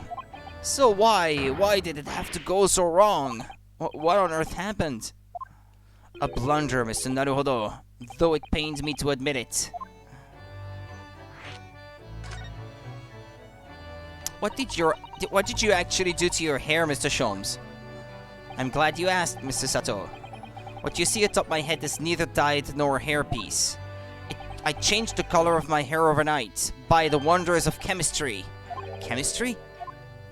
I was conducting some research into a method of rejuvenating spent tea leaves, and in the course of my work I stumbled upon a potion that when taken turns one's hair flame-like red.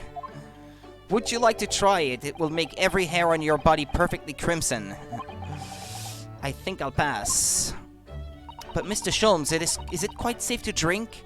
Surely it's bad for you, isn't it? Amateurs are always hampered by such fears. Oh, I should never have doubted you, Mr. Sholmes. You mean to say... But of course, to earn £4 per week, one must be prepared to turn a blind eye to a little danger. That degree of red signals more than just a little danger, surely. So anyway, Early left full of confidence yesterday with his new red hair. For the park on Lime Street where the Red-Headed League were interviewing prospective new members. So what went wrong? The whole park was choked with red-headed folk like a Coster's orange barrow. I queued for 8 hours solid before at last I reached the front, but when the panel of interviewers saw me, they immediately said, "Ah, Mr. Herlock Sholmes, are you in disguise to conduct an investigation?"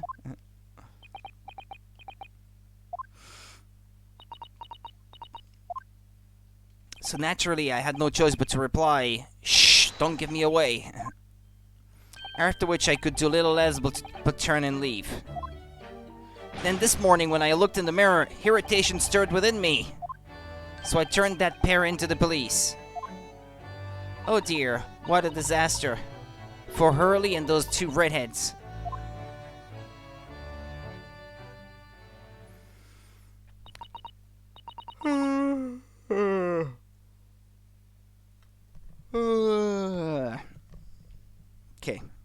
Mr. Sholmes, you mentioned before that you were expecting a guest today? Indeed, Mr. Sato, that is correct. Not another of those red-headed gentlemen that were here before. Not at all. They were petty villains. The guest I am expecting is a client. Oh. A young gentlewoman who wishes to appoint the services of this great detective, no less. Oh, how wonderful, Mr. Sholmes. You must stay and observe the fashion in which a great detective receives his customers. Must we? I have you in my clutches now, Rand, just as I have you in my clutches, redheads. That hearty laugh is masking rather sinister thoughts, I feel. You know, the lady isn't due for another hour yet. Don't feel as though you must wait around if you have other things to do.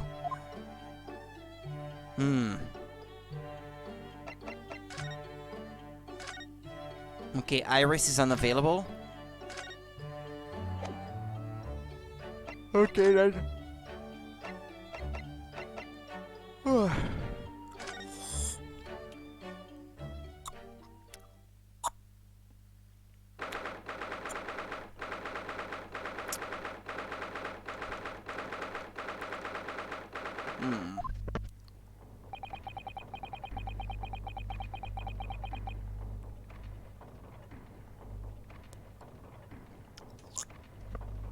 Sorry.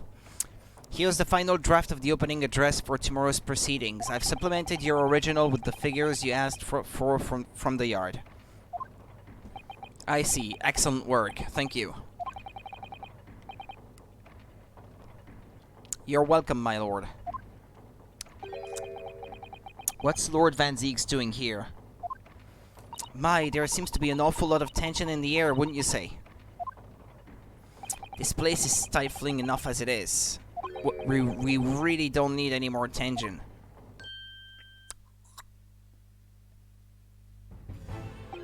My apologies, I didn't notice you come in. Your small stature and dark dress make you all but invisible to me. Oh, no, it's entirely my fault for wearing black, I'm sure. From now on, you must dress in white from head to toe whenever you come here. Now then, Mr. Naruhodo. Yes, my lord. I'm right here. Kill me now. Is something wrong? Perhaps it's a little too hot in here for you? Oh, no, not at all. I mean, I never experienced a room at such perfect temperature. It's supposed to be in November. Isn't it supposed to be kinda cold? If you're sure, the beads of sweat carving their way down your face seem to suggest otherwise. Because of the daggers you're staring at me with, mainly. As you're no doubt aware, my International Forensic Science Symposium begins tomorrow. In fact, your father arrived in London earlier today, I hear, madam. Oh, yes, that's right, my lord. He's extremely honored to have been invited.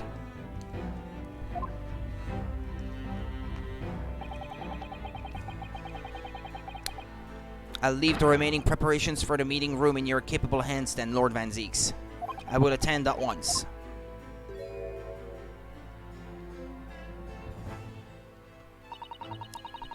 He gave you a very cold stare as he left, didn't he? I know, but I haven't done anything, have I? These past few days, my feet have barely touched the ground, I must say. My dedicated right hand of many years was recently put out of action in spectacular fashion. Oh, I'm sorry to hear that. Is your left hand still of service? Mr. Naruhodo, he's talking about Dr. Scythe. Ah, of course. I'm terribly sorry about that. I was just, fear not. You've done nothing wrong. Dr. Scythe's own wrongdoing precipitated the situation. You needn't concern yourself with it any further. Well, that's a relief. I was afraid he might not take too kindly to me doing what I did. That would be a lot easier to do if it weren't for the piercing stare you're giving me.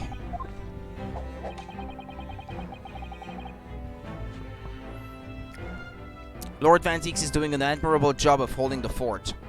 Though disturbingly, his apprentice has been missing since yesterday. Uh-oh? Missing? What's become of Kazuma-sama now?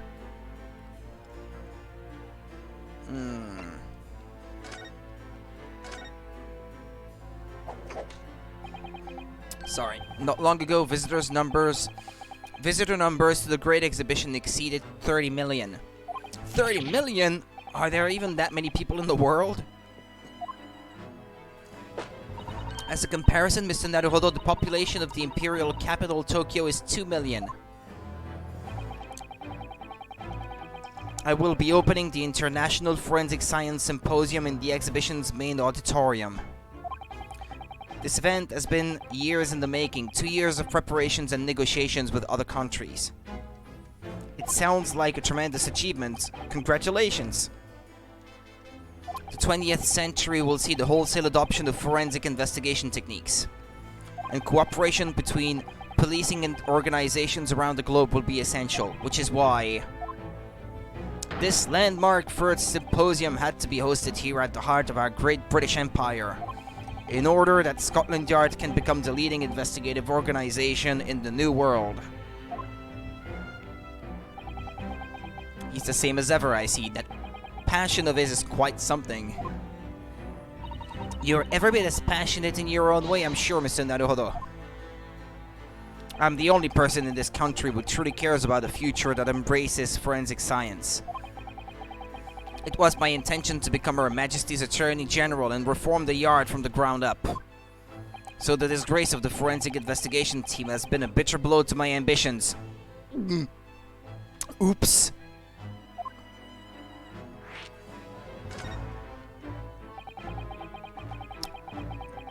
I first established a forensic investigation team a year ago, experimentally to start with. With Dr. Scythe at the helm, it was steadily accruing an impressive record of achievement. I was on the verge of changing its name and elevating its status to a full-blown forensic investigation department. And can you not do that now? Obviously, nobody wants to hear anything about it at the moment. Even I can't keep the story out of the papers. 6 million Londoners will be cursing forensic science now. This incident will set back our country's advancement in the field by a good 10 years, I'd say. Unintended repercussions of our trial. Oops! We simply couldn't have overlooked what had happened, though. Of course not. We should all be grateful to you both.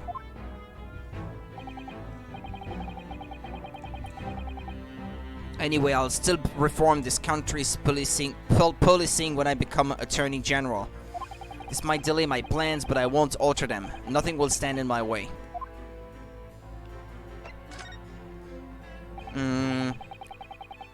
About Lord Van Zeek's apprentice. Ah yes, that came as a surprise to me, I must say, that you and he are old friends. How did he become an apprentice to Lord Van Zeek's in the first place? It came about 3 months ago, and an identified Asian man was apprehended by border police.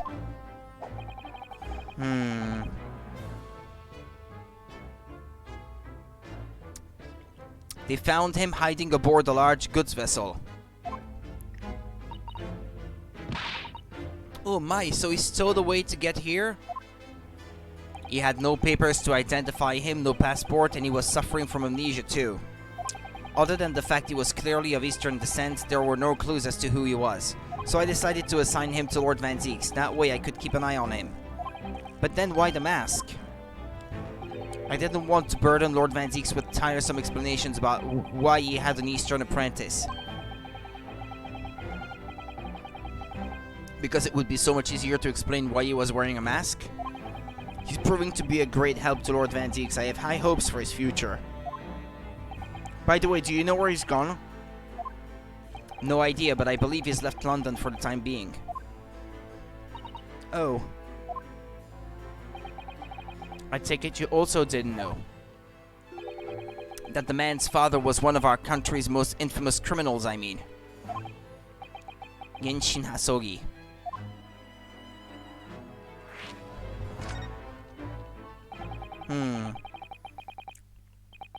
What we learned from that trial 8 days ago was a huge shock, finding out my friend's father was...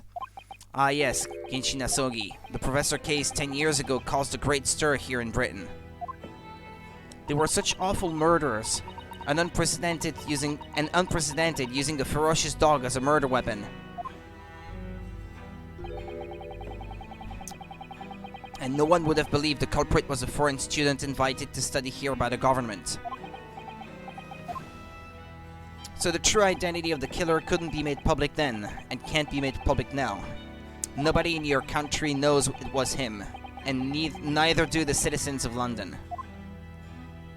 The main motivation was to avoid aggravating relations between our two nations at the time, I understand. Correct. However...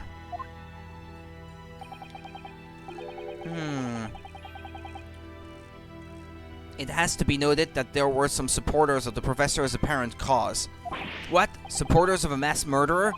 The majority of the man's victims were a blight on the aristocracy of the day. Somewhat ironically, their death actually benefited society as a whole. Also, a fair few thinkers in London believed anyway. Right, I see. But it was still murder, wasn't it? Seems very similar, doesn't it? To the idea of the Reaper of the Bailey.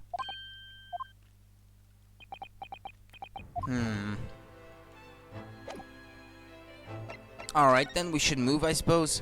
Unless... That's not gonna do anything, right? Could I show you this, Lord Strongheart? Nah, generic answer. And the Lord Chief Justice, I'm not here to offer advice about evidence. Oh. Especially when the evidence in question is so dull. Ah, so that's the real reason.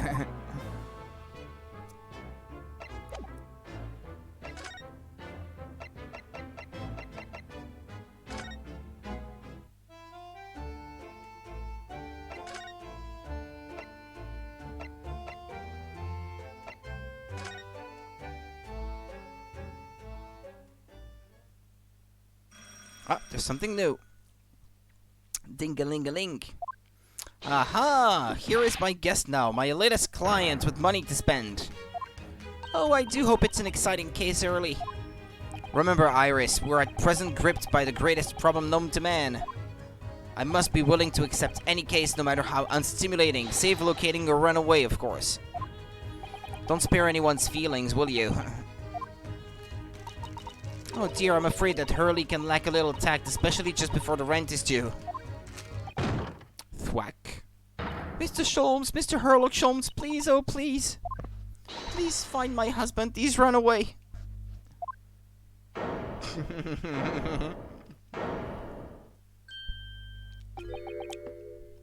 To upset me? I beg your pardon? Never mind, a personal matter, my apologies. What exactly are you trying to say, Mr. Naruhodo? I didn't say a word. Come, my dear madam, be seated. Iris, some tea, if you please. Of course. What's the matter, Mr. Sato? Oh, it's just that gentlewoman. I feel sure I've seen her somewhere before. Yes, she was a juror in the last case. Now you come to mention it. Evie? As I explained earlier, my name is Evie Vigil. I implore you to take the case, sir. Money is no object. Simply name your figure. Money and wealth are of little consequence to me, madam. Being offered a case to solve is reward enough. Oh, Mr. Sholmes, you are the picture of benevolence. But I shall accept payment, of course. I will, of course, make a mental note of your offer, however, for contingent reasons. I trust you will remember your words also. If I might inquire, sir? This gentleman and lady would be... Oh, me? Ah, okay. What I am about to tell you, I should like to communicate in the strictest confidence. You understand? These are my friends. I assure you, you may say before despair anything which you may say to me. Ah, I see. I can vouch for the gentleman personally, after all. He's hard of hearing.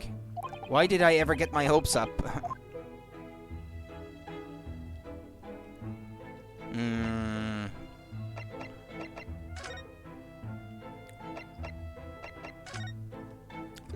Forgive him for asking, Mrs. Vigil, but have we met somewhere before? Quite recently, perhaps? Oh my! Pshaw, my dear fellow, what is your intention? Clearly, you have no ability to differentiate the facial features of the English. If you wish to invite the lady to tea, you must do so in a more gentlemanly fashion. Is it possible that you're the nice young lawyer from the trial I attended last week? I knew I recognized her.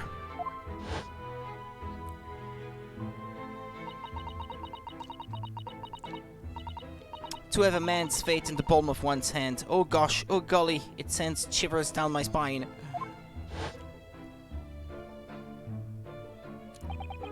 I didn't quite recognize her because she's acting so differently now. It must be very difficult for you as a lawyer, being hard of hearing, I mean. Pardon? Oh dear, I'm so sorry. Don't worry if you can't hear. It was frippery, really, nothing more. Now, look what you've started, Mr. Sholmes. Thank you very much. I believe it would be prudent for you to sit quietly in the corner. Yes.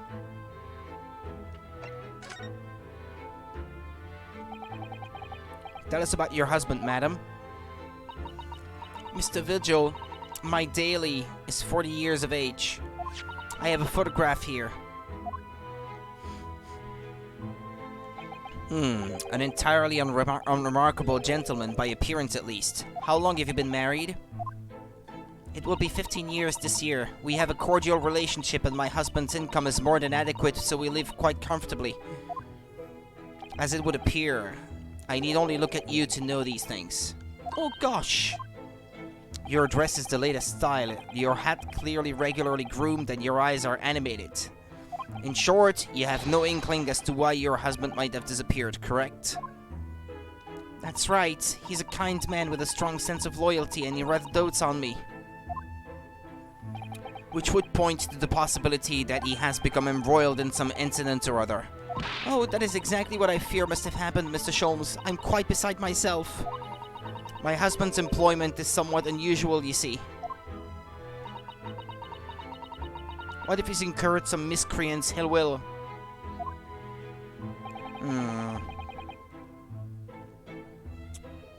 What exactly is your husband's line of work?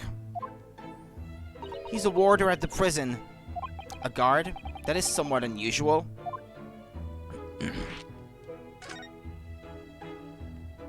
So your husband is a prison warder? That's right, yes. Well, in actual fact, he's the chief warder. Indeed? I see. Well, chief prison warder certainly qualifies as something of a specialist occupation.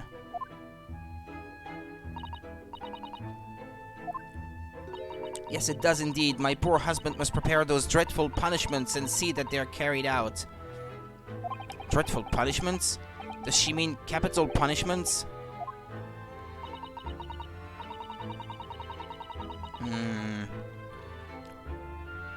And at such times, he must occasionally spend a night or two in the prison dormitory.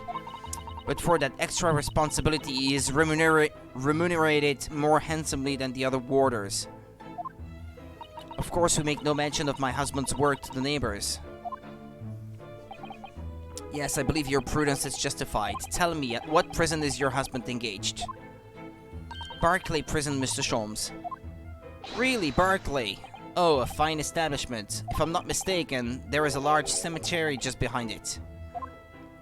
Yes, that's correct. Lowgate Cemetery. No.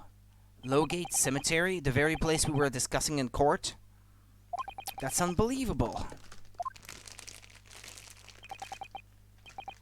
Unbelievable, my dear fellow, and yet undeniable. Sorry, Mr. Sholmes, I'm afraid you've lost me.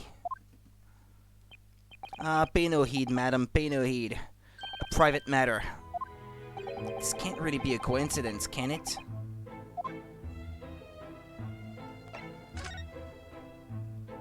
So, to the matter of your husband's disappearance, when did you realize he was missing? Please try not to laugh. It was yesterday. I'm sorry? Yesterday? That really is recent, laughably so.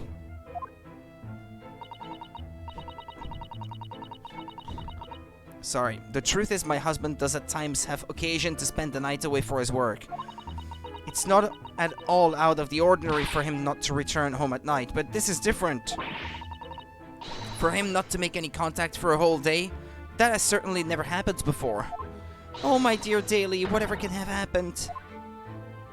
My dear Mrs. Vigil, please, calm yourself. Now then, have you contacted the police? Why, naturally, but sadly, they refuse to listen to my pleas as my husband has only been missing for 1 day. I was asked to wait patiently at home.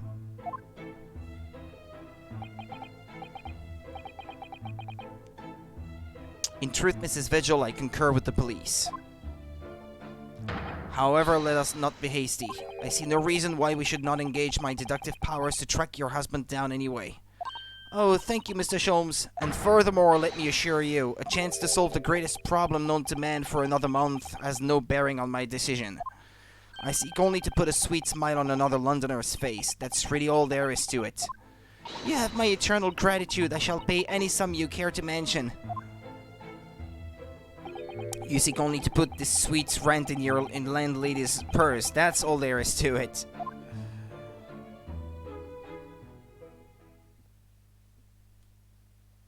Thank you for everything you have shared with us, Mrs. Vigil. I believe I have all the information I need to begin my investigation. Oh, please report to me soon with good news, sir. Fear not, madam. In a day or two I shall be contacting you with a heartening report, I'm quite sure. So soon? Oh, how splendid, Mr. Sholmes. Good news should be delivered early, I always say. If you would be so kind as to leave the photograph of your husband in my possession.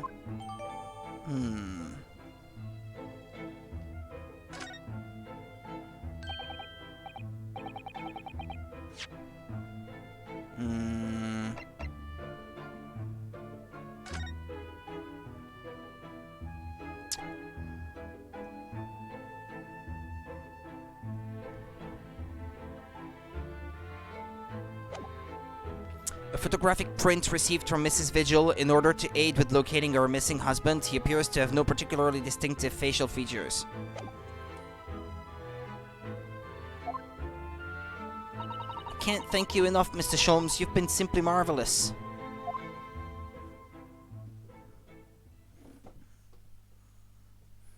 You know I think it every time, Early. But how do you come out with such nonsense? Good news in a day or two? Are you sure? I can't be sure, but then I didn't swear on it.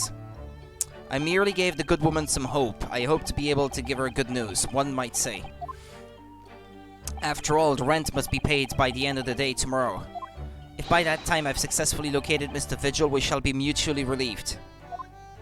Wouldn't you agree, Mr. Naruhodo? Don't look at me with those pleading eyes. Well, my dear fellow, did you hear the details of the case? Yes, my hearing is surprisingly good, actually. Excellent. And what did you make of it? Well, I was surprised to learn where her husband worked, at Barclay Prison, I mean. Ah, so you noted that. Of course, especially with the mention of Lowgate Cemetery. Lowgate Cemetery is at the rear of Barclay Prison. So it was renowned among the students at the university for being haunted by the ghosts of condemned convicts. Barclay Prison is where that notorious man was incarcerated, the professor. And now a warder from the prison has mysteriously disappeared, it would seem. It's all very peculiar. Indeed. But nothing you can't handle, I'm quite certain, Mr. Naruhodo. Sorry? Run along to the prison and see what you can glean, would you?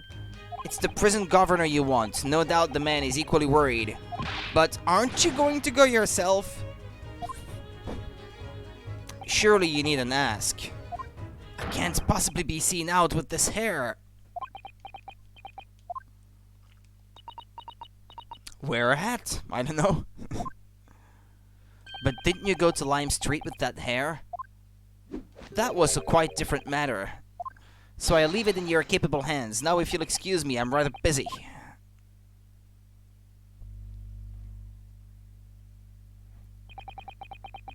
Yeah, of course you are. I'm sure.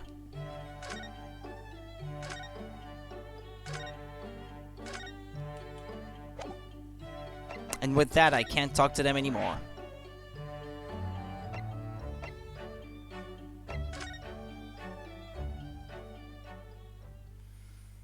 Barclay Prison is on the outskirts of London, backing onto a lonely burial ground. Its four high outer walls loomed quietly before us in the fog.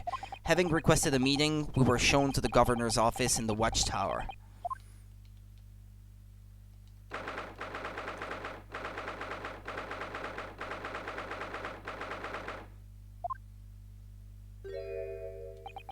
This place is full of hardened criminals. I can't remember the last time a civilian was down here. And you didn't want to talk to an inmate, but to me? Do you ken who I am? I'm the governor, Barry Caden. Hmm? Oh, yes, it's a pleasure. I'm Ryunosuke Naruhodo, defense lawyer. And an Easterner, I see. Does that mean... Yes, I'm a visiting student of law from the Empire of Japan. Japan! Did you say Japan? Yes. Well, there's no any of your kind in here, laddie. Maybe you should try the prison next door, eh? I didn't notice another prison next door, sir. Anyway, we came to ask you some questions. I didn't like to be so direct, but... I have no intention of speaking with the likes of you suspicious-looking Easterners. Bad memories? Like, the professor and stuff? Now get out of my hair! So as soon as he finds out that we're from Japan, he reacts like this. That surely means... I think it's because of the professor case. You think so too? 10 years ago, Genshin Hasogi, also known as the Professor, was incarcerated at this prison, and then after his execution, he apparently re-emerged from his grave in the cemetery behind the prison. I might have known! You're sniffing around about that case, aren't you? You're agents, eh? Part of the Professor's great web, no doubt. No, not at all, we're just... Get gone with ya, before I punch you lads out. Oot. We're going. Clearly the ghost of that killer still haunts this place. We're not going to get anywhere here unless we can somehow prove to this man that there's nothing suspicious about us. Governor Caden, what are you thinking, Mr. Susato? I feel sure that name came up in conversation recently somewhere. Yeah, I heard the name, but I can't remember where either. I was wondering if whoever mentioned him might have some ideas to help us. Come to think of it, I have the same feeling. Who was it who mentioned it?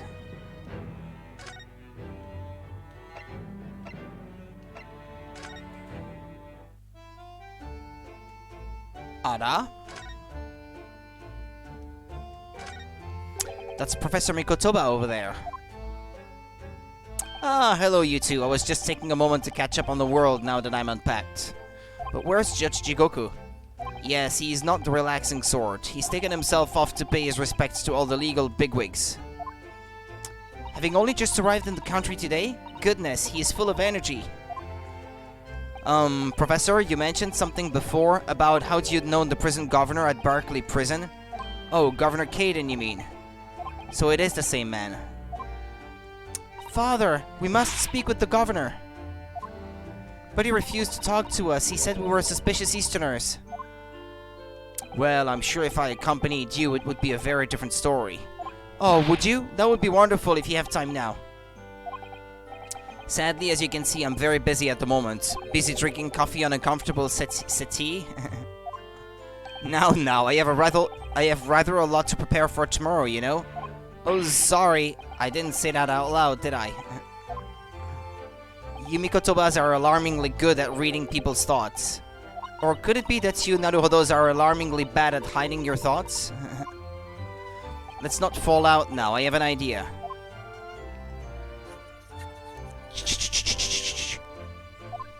What's he writing on that piece of paper? Here's a letter of introduction for you. Hopefully when he sees my name, he'll change his tune. Ah, thank you. The letter of introduction has been entered into the court record. Okay. Good luck then.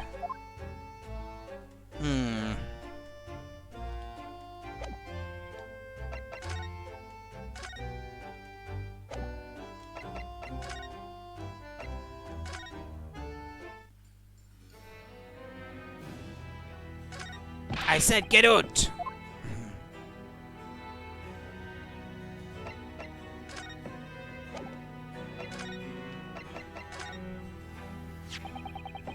you just cast your eyes over this, Governor Caden? What's this then? You can't pull the wool over my eyes, you good-for-nothing Japanese student. Mikotoba?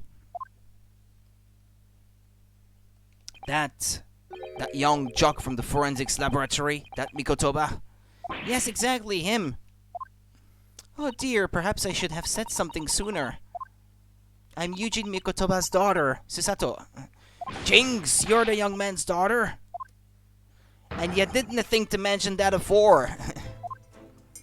I do apologize.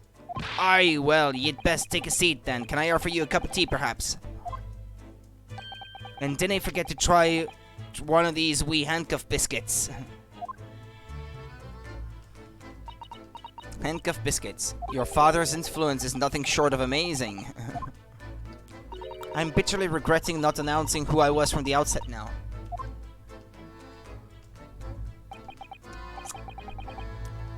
So then, what can I do for you, N? Well, we're currently investigating a case. It's one of your warders, you see. He's gone missing. Missing? That's right. It's surely been reported to you as well, being the prison governor. I haven't heard nothing of the sort. There's no missing persons in my prison. Oh? But how can that be? It's Mr. Daily Vigil, your chief warder. Vigil? That's right, his wife came to us and asked us to investigate his disappearance. Let's skip the part about him only going missing yesterday for now. Clearly that means something to him. Would you be so kind as to tell us what you know, sir? Aye, of course. Can we have a look?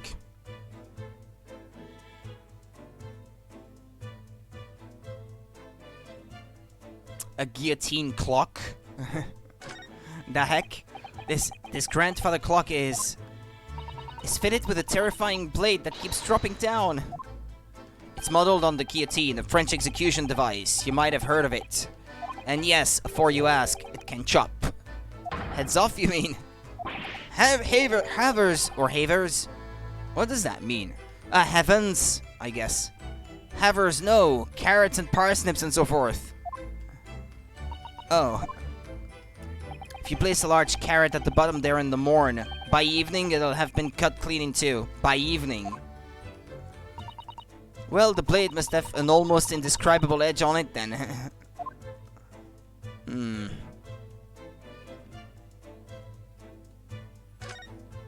I suppose these are all former governors of Barclay Prison, are they? Either that, or former inmates who the governor has sent to the gallows. Oh dear, they all have such severe expressions. I really couldn't deny either possibility. Especially the one on the extreme right. His expression goes beyond severe into a whole new territory. That one's me. I'm terribly sorry, sir. Is it the prerequisite for the job, perhaps? Having a severe expression, I mean. Of course it's not, although it is taken into consideration. A lot.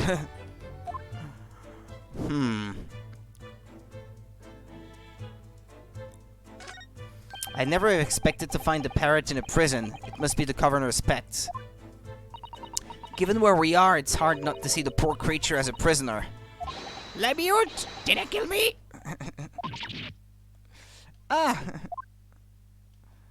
As the bird learned to mimic the plaintive cries of the inmates in the cells? Or no, he was one of three siblings, you see, and he still calls out the names of his two brothers like that all the time. Right. Let me out! Didn't kill me! I hear you, laddie. You want your dinner, eh? Didn't he do it? His name is Didn't He Do It? Okay. An axe, a hunting rifle, and 4 pairs of handcuffs. That's a daunting collection. There's a story behind every one of those. You mean, the rifle was a famous killer's murder weapon, and the axe was wielded by an infamous executioner, and the handcuffs were once used to immobilize a fierce 4-legged beast when it was arrested? think you're in the realms of fantasy now, Mr. Naruhodo. Not those kind of stories, Jimmy. That axe was the one I used to chop down the cherry tree at Mahu's. Mrs. Caden wasn't best pleased. Ah, and the cuffs on the left are the ones I caught my first burglar with back when I was a bobby.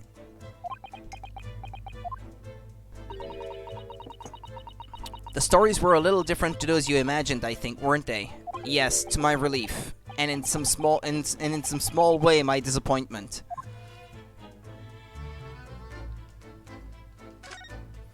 There's a very large cabinet full of papers. That's a very large cabinet full of papers, isn't it? It's labeled Inmate Register, look. And all the files are in alphabetical order. That's 50 years worth of records of Barclay's inmates. Whether or no they left alive after serving their term. All the details about the crimes they committed are recorded in there, like an epitaph, you might say. A record of crimes and punishments? How dispiriting. And yet, this man seems to be enjoying tea and biscuits as he talks about it.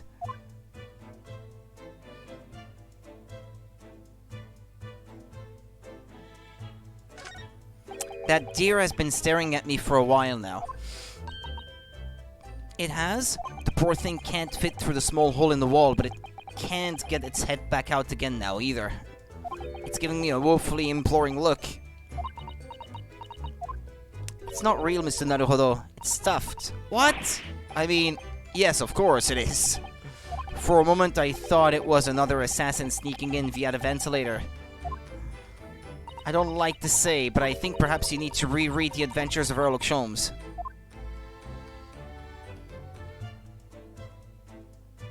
Alright then, that seems to be everything.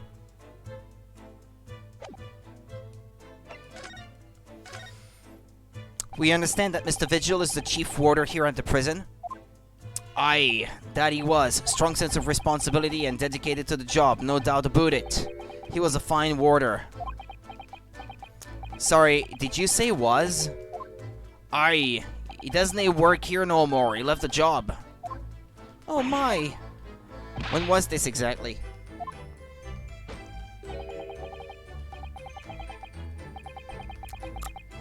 There's a question. When was it about? It can't have been much less than 10 years ago now. What? 10 years ago? He stopped working here 10 years ago? Aye, as I mind it. Chicken, I haven't heard the fella's name in all that time. That's a worry if he's gone missing though. But Mrs. Vigil made no mention of it. I think perhaps Mr. Naruhodo, that his wife simply doesn't know. I think she's unaware that he no longer works here. Governor Caden, can you tell us what happened? Why did Mr. Vigil give up his job here? That's important, is it? Yes, I believe it may be. What are you thinking, Mr. Naruhodo? I can't help wondering, given that it was 10 years ago. Ah, which was exactly when the professor was being held at this prison.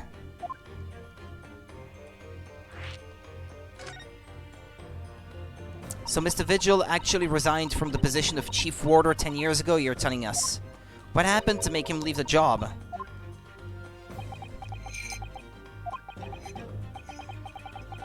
In actual fact, he didn't leave the job willingly. He had no choice in the matter. You mean he was dismissed?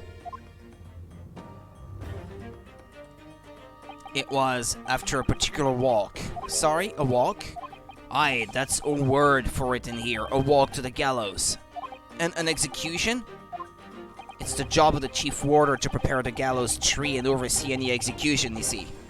Only Vigil did something unthinkable on that last walk he was manning. What did he do? I'm sorry, but I can't reveal that information.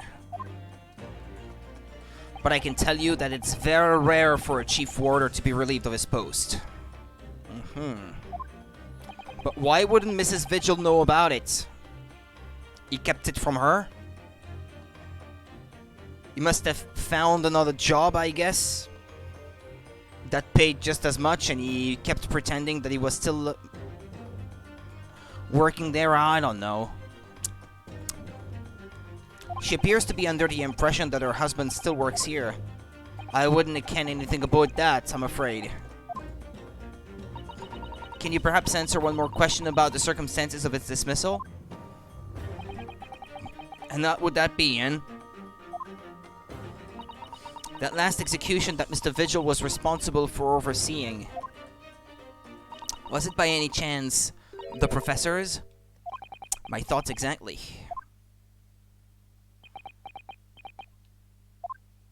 I'm sorry, I really am. But I am no at liberty to answer that. I see.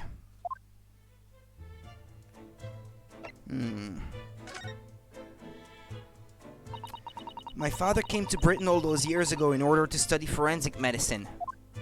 But you seem to have been well acquainted. The dead room, the prison, and the cemetery have a lot to do with one another. After all, they need fresh corpses for forensic research, you can. Yes, I can imagine. The advancement of medical science isn't always particularly palatable. Your father worked in the laboratory just on the far side of the graveyard, in the basement of Saint Sinners. It's still in use today. Saint Sinners? Or Signers? I'm not sure. That's come up before, I'm sure. Yes, that's right. We've been there. Mikotoba and I have chosen to ride in a carriage together and negotiate terms. For more fresh material, I suppose. Aye, and we used to sit in here for hours and gab on about dissections and all sorts. Or it takes me back. Over a pot of tea and a plate of cuff biscuits, of course. How charming.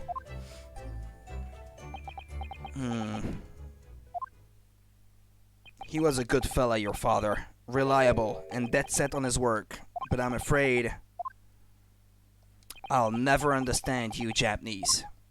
Because of Genshin Asogi, I suppose.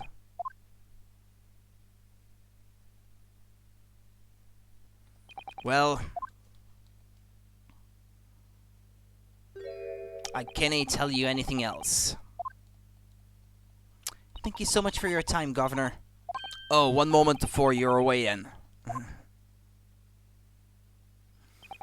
I'm sure I have it here somewhere.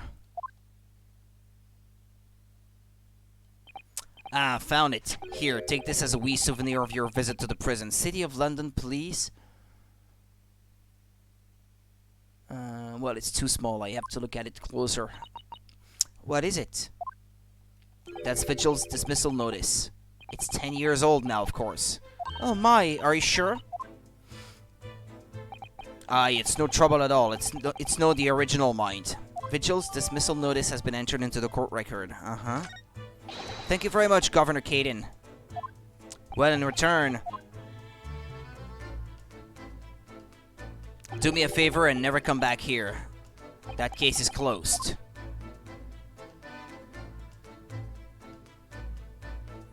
Well, I think we ought to return to Baker Street for the time being. Yes, I agree. We need to report back to Mr. Sholmes with what we found out about Mr. Vigil. What would he tell Mrs. Vigil, I wonder? Notice of dismissal, 25th June. Chief Warder Daily Vigil is relieved of his post with immediate effect for having violated Clause 132 of Her Majesty's Code of Conduct for Prisons. All rights to redundancy pay and other financial benefits are fully revoked. Reason for dismissal: aiding and abetting the escape from this prison of convict... just prior to his execution. Details of this escape are still being investigated. Full cooperation with inquiries will be expected. Prison Governor Barry Caden. Additional notes, indications are that the jailbreak plot was conceived prior to the convict's incarceration. It's believed that the convict engaged in some form of negotiation with prison staff in order to secure assistance. Full disclosure of information regarding these negotiations will be demanded.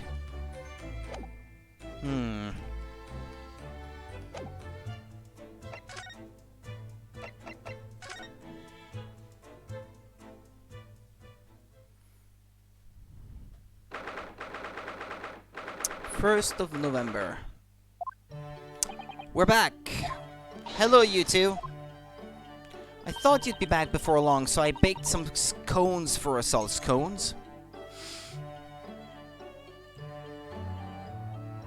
Is it what I think it is?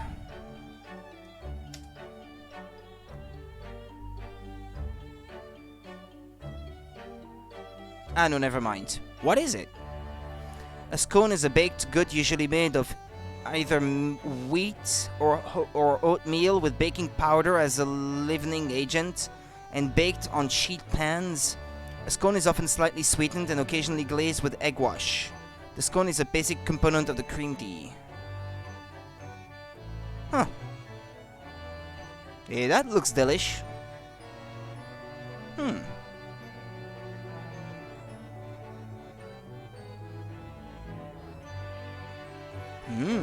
Hey, I could go for some of that right now. Anyway, I thought you'd be back before long, so I baked some scones for us all. Ah, so that's what the delicious smell is. Greetings, my dear fellows. Why is it blue now? You've returned a good deal sooner than I was anticipating. Hello, Mr. Sholmes. Hello. Hello, Mr. Sholmes. Say nothing, your thoughts are written all over your faces in any case. It turns out that it may have been advisable to test my hair color restoration tonic before application. Oh my. Pray tell me, what of our water friend? Have you garnered some new information? Oh, yes, something very surprising in fact, though it's not a patch on your hair to be honest. It most certainly isn't, but still, we discovered that... Sholmes! What is it? Drop everything, Sholmes! This is more important. Gina? I can't Adam and Eve it.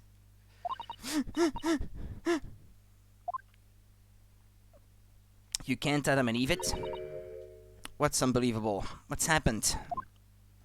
Clearly a very grave matter indeed. For Miss Lestrade made no mention of my hair whatsoever. It's the boss. What do you mean? Inspector Gregson? The boss is... He's dead. What? They just found his body shot with a pistol. What? But... Inspector Gregson? He was murdered? No, not Gregsy. Come in, my dear girl. Tell us the whole story.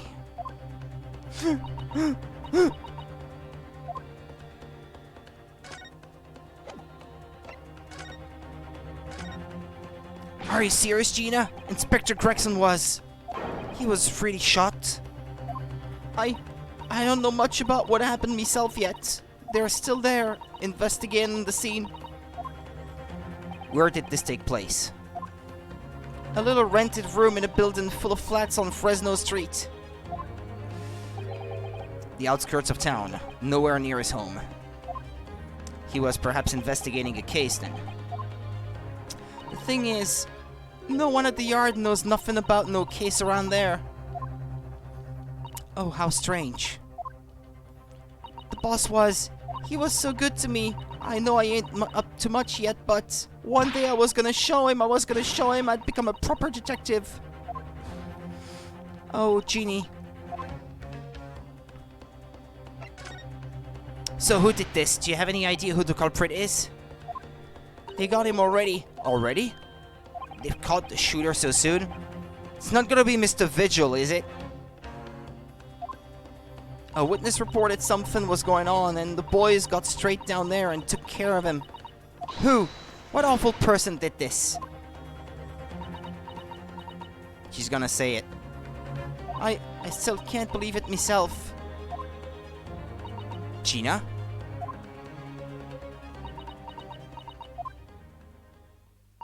It was the Reaper. Huh? And by Reaper, you mean Van Zieks himself? What? Wait, what? Wait a minute, you don't mean... They've arrested Lord Van Zieks for it? That's right! That Reaper bloke's gone and shot the boss! No, Lord Van Zieks. This is gonna be interesting. Are you quite sure, Miss Lestrade? It's Barak Van Zieks the police have arrested? I saw him with my own eyes, in the interview room at the yard. I don't believe it. But there were witnesses, and they're all saying it was him. So you mean there were actually multiple witnesses? They heard the gunshot, apparently. And when our lot got to the scene, there was only the boss and that Reaper bloke in the room. But there's no way Lord Van Zieks would have taken Gregson's life. I just don't believe it. I don't believe it either.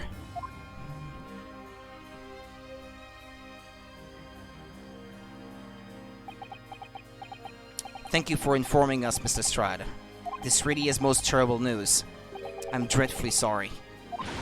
What are you saying sorry for? You didn't do nothing.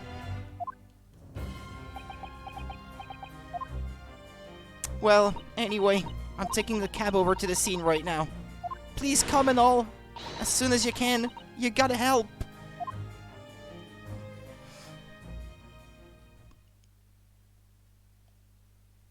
It's a detective's lot to appear wherever some sinister plot is unfolded. Little wonder we all look haggard. Sometimes these things are almost too much for the nerves. Mr. Sholmes, what use is there in being a great detective if I fail to see something like this coming, hmm? How could I let this happen to Gregson? To Gregson. Mr. Naruhodo, I shall leave at once to begin my investigations. Of course, yes, we will too. It would be helpful if you could talk to Mr. Reaper and see what you can glean. I'm sure you were intending to do so anyway. Until later then. Inspector Gregson, dead, and Lord Van Zieks arrested. Bruno, Susie! I've called you a handsome. It's waiting outside. Thanks, Iris. Shall we, Mr. Sato? Yes.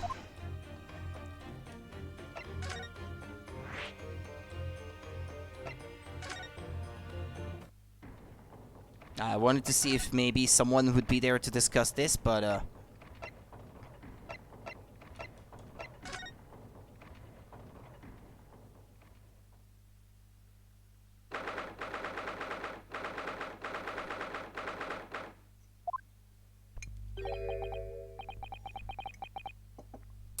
there he is, Lord Van Zieks behind bars.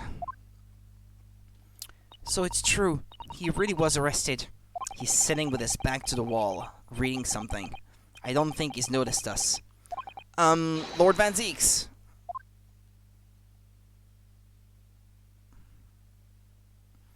Fancy meeting you here. Fancy? The last place on Earth I'd like to be with the last person on Earth I'd like to see. I couldn't very well not come. We heard what happened. That Inspector Gregson was...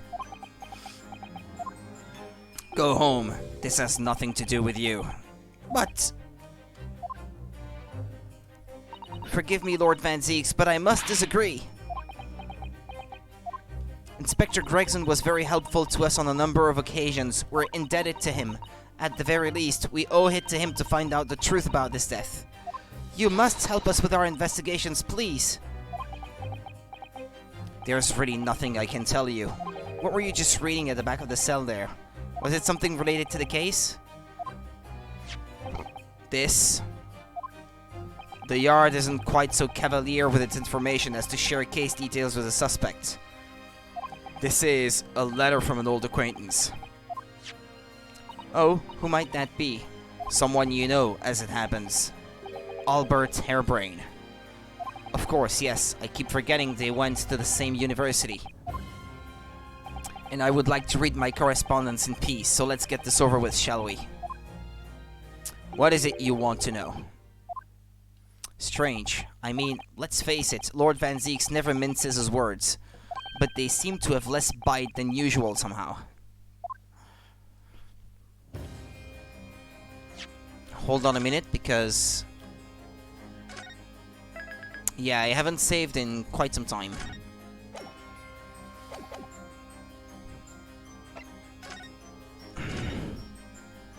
Can you at least tell us your side of the story, Lord Van Zieks? What happened? How much do you already know? We know that the inspector was shot dead in a small rented room on Fresno Street, and that you were found there by the police when they arrived on the scene and immediately arrested. We were told that there was nobody else in the room and that some witnesses heard the gunshot. Then you're well informed, and there's really nothing I can add. The truth is, I don't know what happened myself. But the gunshot, obviously you didn't fire the gun, did you? I'm not in the habit of shooting the people I work alongside. I also heard the noise. However, before I had a chance to investigate, I was apprehended by the arriving officers. So he doesn't actually know what happened. If I might ask, what were you doing in that place to begin with? Let me guess, he had been called there? I don't need to answer that. After all, you're not representing me. He is going to need a lawyer, though. And who better than me? Who is going to be representing you in court, Lord Van Zieks? Anyone other than you, I should imagine. Would I be right in assuming that you have no representation as yet? Defense lawyers shy away from any trial involving the Reaper, as I'm sure you know. But this is different. In my career, of all the defendants I've prosecuted, only 19 have ever been acquitted.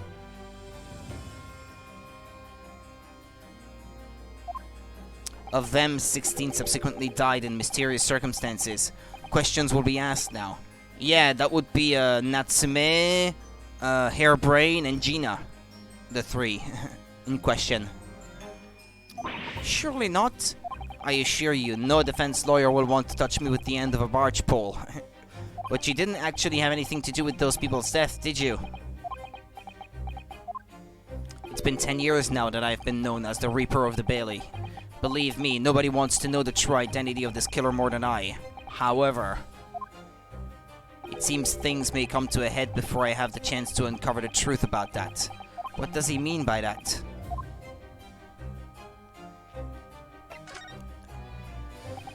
After the trial, Professor Hairbrain was supposed to go straight back to Germany, I thought. It's a letter to inform me of a safe arrival at home. I arranged this passage by sea and rail. It's a relief, I must say. He should now be beyond the reaches of the Reaper. Because the Reaper doesn't follow people abroad, you mean? Yes, so it seems. Your astute little Nipponese friend, for example. You told me he was keeping well in Japan when I inquired the other day. Yes, that's right. He's an author now, happily working in Tokyo. So Professor Hairbrain is safely back in Germany now. He is.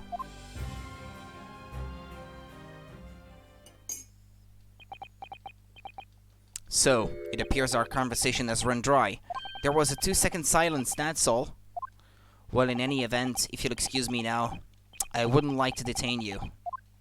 I was wondering, Lord Van Zieks, if you'd like, I'd be happy to advocate for you. You trust me, do you? Yes. I've heard you speak many times in court. I've seen how you treat people, so I'm quite sure that you would never have taken another's life. It's just, my feelings can't be used as evidence in a court of law, sadly. It's a very gracious offer. However, I trust no one. What? Not the police, not the judiciary, and not you Nipponese. But please, I have no intention of engaging your services. I mean, it probably will in the end, but I wonder how that's gonna play out, because he really doesn't seem to want it. The chasm between us is just too wide and too deep, it seems. I'd appreciate it if you don't visit again. Then neither of us will waste any more time.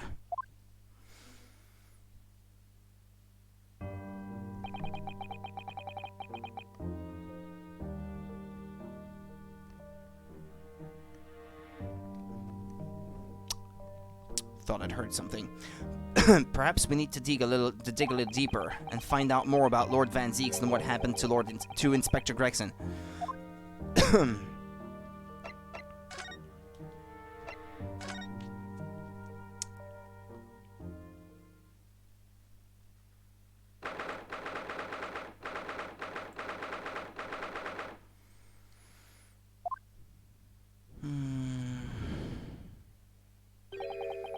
This really is an out-of-the-way part of London. I doubt many people find their way down this back street. So this dust-ridden rented old room is where it happened then. So this is where poor Inspector Gregson lost his life. Yes, and the police are already hard at work investigating, it seems. I don't see Mr. Sholmes anywhere, though. Perhaps his investigations have taken him elsewhere? Oi, what do you think you're doing there? Every one of them drawers has got to be taken right out so you can look underneath and all. I want the space above this ceiling checked, and don't forget to look inside the chimney stack too. Blimey, ain't you lot never gone over an house looking for dough when the owners are out of town? Gina's obviously got some unique investigative techniques she wants everyone to adopt. Oh, so you've turned up at last. Mind you, I ain't been here long myself. Hello again, Gina. Sholmes has only just left. You're lucky I missed that. He went prancing around in here, pointing at stuff and flicking that out of his, and then just scarpered. Oh, he's finished investigating already, you mean?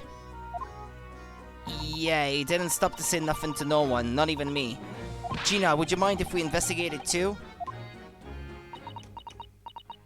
Listen, Odo. You're a lawyer, right? Yes, why? Well, you're not thinking of trying to help that Reaper bloke, are ya? Oh, poor Gina. She's never going to forget, is she? That trial will haunt her forever. Gina, if you don't mind me saying, if Lord Van Zieks really is responsible for this crime, he will be duly and fairly judged in court. I suppose you're right, yeah. Go on then, Odo. Get investigating. I want to know the truth about what really happened here. Thank you, Gina.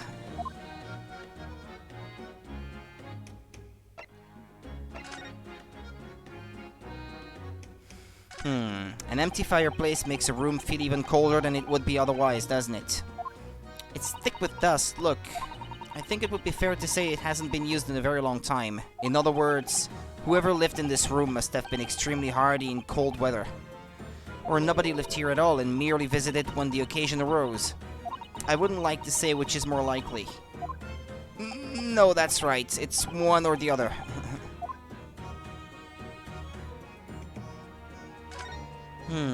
Oh, it's a photograph stand. I suppose it must be a picture of one of Inspector Gregson's family members. Ah. Let me guess. It's Mrs. Vigil. From afar, it kinda looked like her. But that was too low res for me to make out any details. What's the matter? Your eyes look like they're about to pop out of your head. They are. Look. Mr. Naruhodo, quickly. Does look like her, no? Why do I feel like this woman is familiar somehow? Of course she's familiar. We met her only this morning. Yeah, there you go. Okay, that's her. Ah, it's Mrs. Vigil. This is where he was hiding, I guess, Mr. Vigil. But why would Mr. Vigil have killed Gregson, though? This makes no sense. Why would there be a picture of Mrs. Vigil in here? To be frank, I don't think I've ever been more stumped. I'm sorry to say I have no idea either. Come on. The framed photograph has been entered into the court record, okay? Can I have a look at it? Ah, well, not in 3D.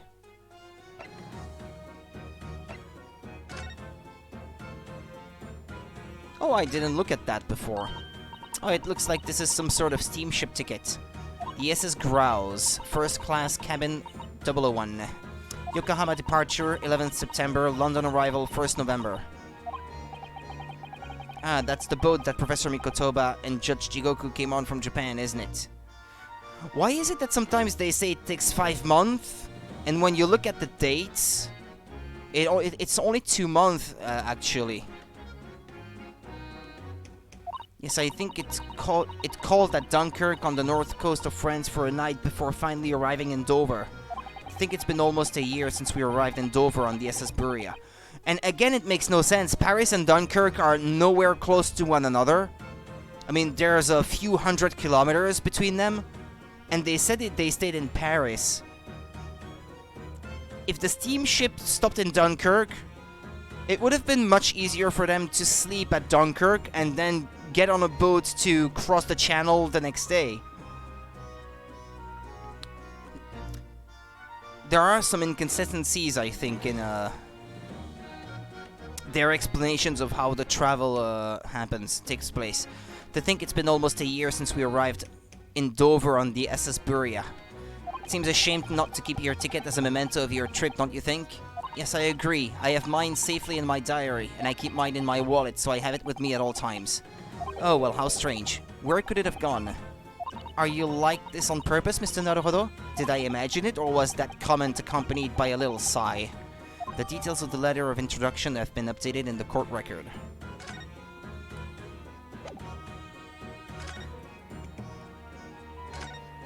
Professor Mikotoba has wonderful handwriting, doesn't he? This dark-suited young man is not in the least bit untrustworthy. Is it just me, or does that make me sound extremely untrustworthy? I do wish he'd at least called you a nice young man. I'm really not sure that would help.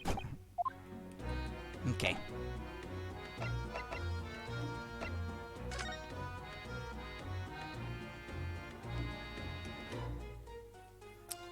A most fantastic money-making opportunity.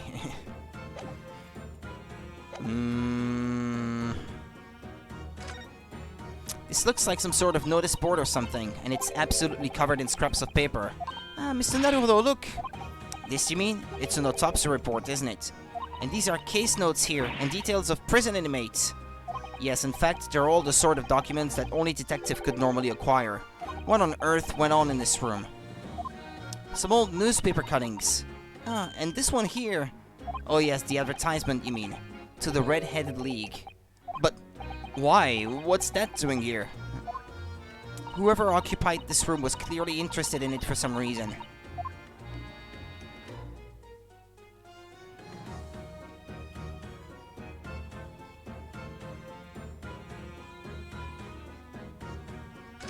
I want to speak to the Bobbies last. Somebody's very haphazardly nailed those boards over the broken glass, haven't they? You couldn't even really call it a window anymore. What, if you remember the window in Mr. Natsume's room? That was totally blocked up with bricks. This one does at least still let in some light, so you could say nothing more about it. I'm starting to feel even more sorry for Mr. Natsume now.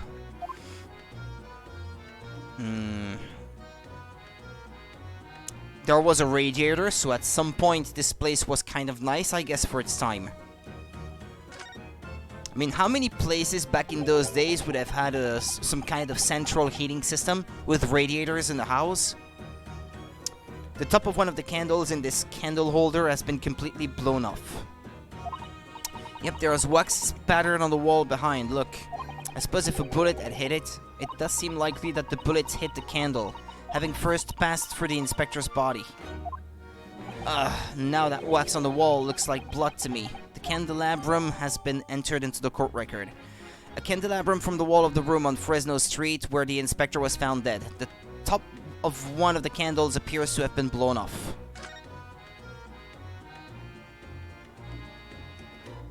What's that, a wig? A redhead wig? Ever since we came in here, I can't take my eyes off this thing. Oh, funnily enough, neither can I. It's a hairpiece, isn't it? It is! It is! A bright red hairpiece! And I suppose the fact that it's right there next to where the body was found means we have to accept that Inspector Gregson wore wigs, does it? And in such a flame-colored red, too. Yes, that's a color we've come across very recently elsewhere, isn't it? Exactly, this is a vital clue, I'm sure of it. The red hairpiece has been entered into the court record, okay? Let me have a look at it.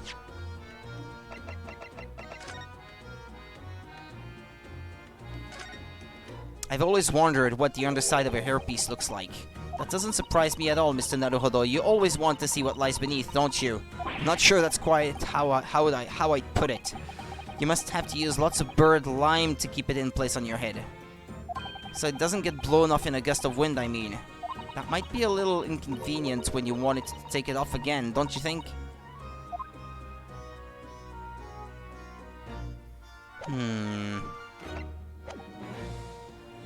Okay, a gun. This is presumably the murder weapon then. Why does it have a ring attached to it? That's kind of weird. This is presumably the murder weapon then. Oh my, it is real, I suppose. I think so. Guns are so rare in Japan, I really know very little about them. There's one way to know for sure, Mr. Naruhodo. Fire a shot. No. If I did that, I'd be looking for a skilled lawyer to represent me in court. Slightly safer just to ask someone who might know, I think. The killer's revolver has been entered into the court record. Is it a toy, maybe? I mean, there is a toy Bobby next to it. Oh, what's this? It would appear to be a little model policeman. It's rather charming, isn't it? In a way.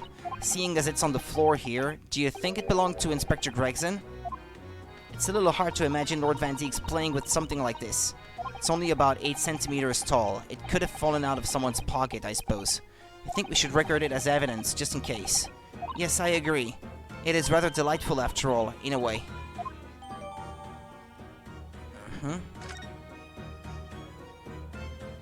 The outline of the body.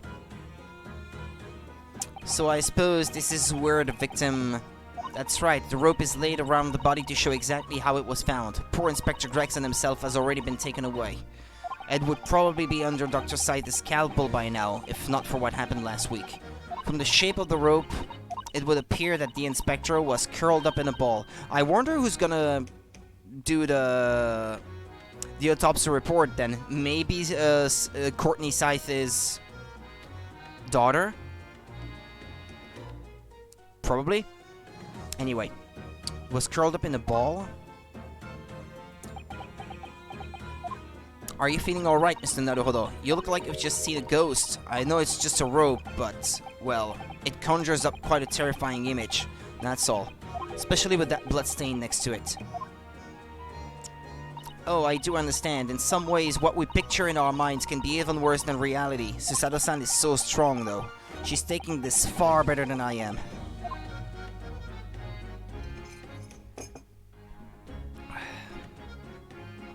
Okay, the bobbies.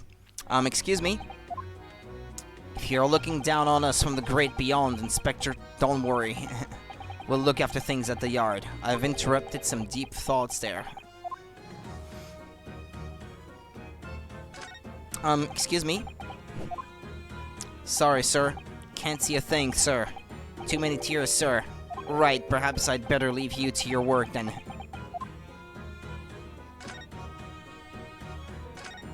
Excuse me? Oh, Inspector. Oh, sir. Poor man. He can't possibly be able to focus on investigating when he's so upset. Alright, well I think I looked at everything in the room. Let me have a look at the 2 last pieces of evidence I picked up. What's that ring doing there? I suppose this must have been the murder weapon. Oh my, it is real, I suppose. I think so.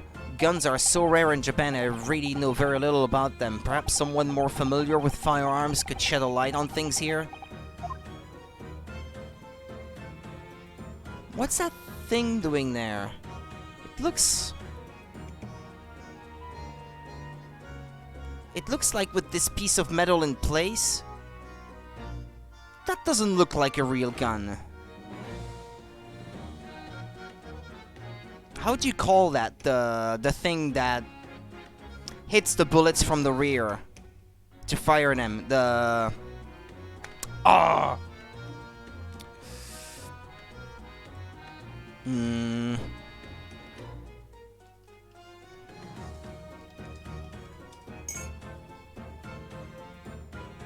The hammer?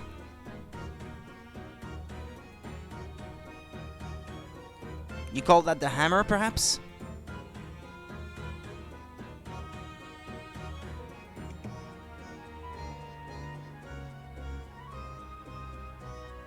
Yeah, it's the hammer. Okay. It looks like the hammer wouldn't even be able to hit bullets if there were any in it. And plus there's this little, like, brass-colored piece there that would prevent any hammer from hitting the bullets anyway. It doesn't look like a real gun to me. Or I could be wrong. I mean, I'm no expert in firearms, but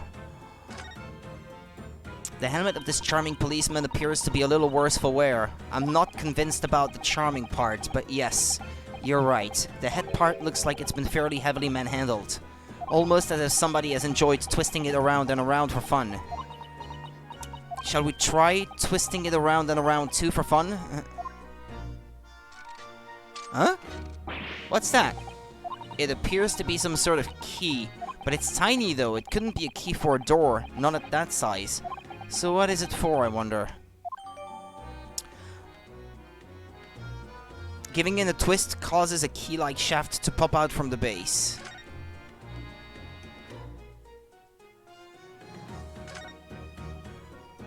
This looks like some sort of key. Yes, it does. A very tiny and simple key. What's a little key doing inside a figurine of a policeman in the first place? And what's it for?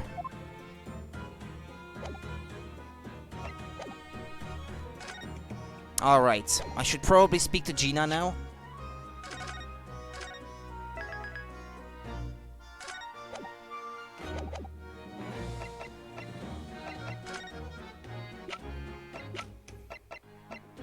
Okay, let's present everything that I found. Gina, what do you make of this? Ah, okay, no. Generic answer. What is that? Evidence? Worked something out about what happened, Evia? Oh, no, not exactly.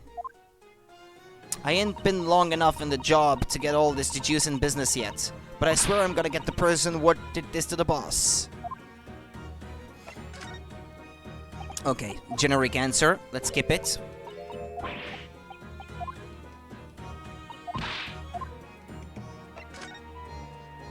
Generic answer.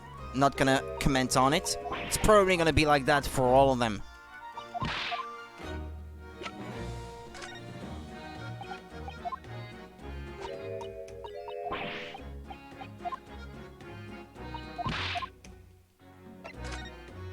Okay.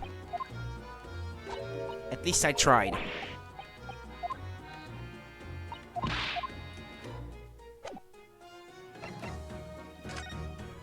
Inspector Gregson. Gina, what was Inspector Gregson doing here in the first place?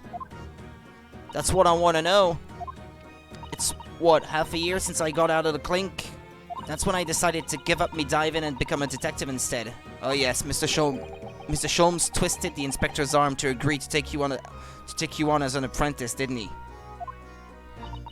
Something like that, I think. Anyway, the point is, I didn't really know much about the boss till then, but it turns out he's a bit of a legend at the yard. Goodness, really? They say he managed to solve some really tricky case just like that. He did? Yup, and ever since then he started going out on all sorts of investigations, but always on his own. No one else at the yard even knows what half the cases he's working on are, apparently. That's not how it's supposed to work, is it? So what was the legendary inspector doing in a dingy little room like this? I know he had a lot of respect for the Reaper and all. And look where that landed him. Respect for the Reaper? In what way? I heard him say as much. I take my hat off to that fella, were his words. Not how the general public feels, is it? Most people are terrified of the Reaper. Yeah, the boss said that it's exactly why he respected the bloke. I didn't realize Gregson held the Reaper in quite such high regard. He said something else to me and all. That I didn't need to worry about the Reaper, because he only goes after people what are bad. It did kinda set my mind at ease when he said that. Was Gregson the actual real Reaper? Right. What is this place then? Does anyone live here? Apparently it's being rented by some cove called Hugh Boone.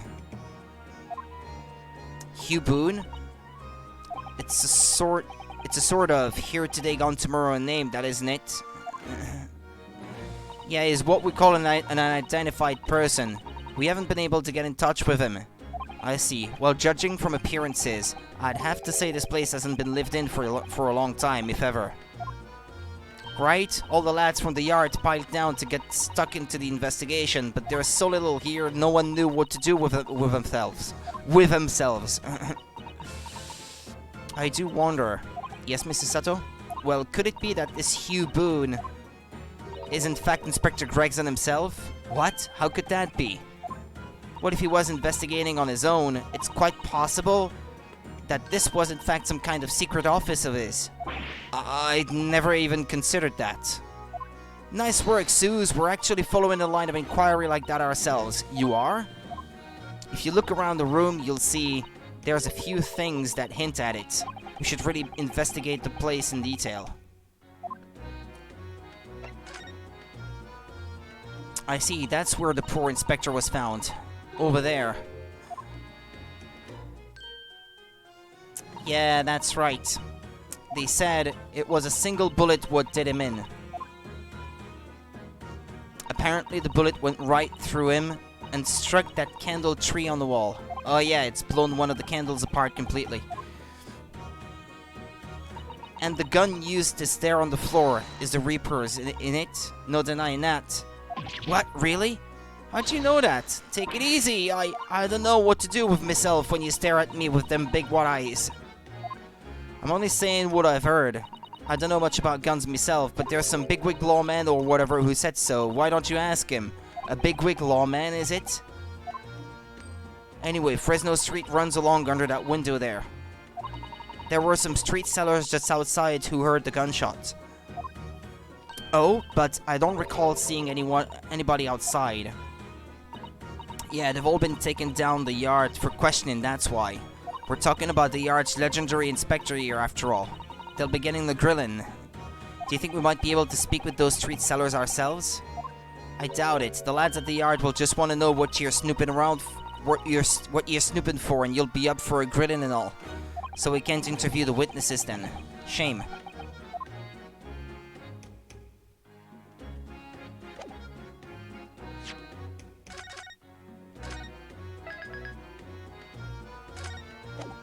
Well, I'm done here, am I not?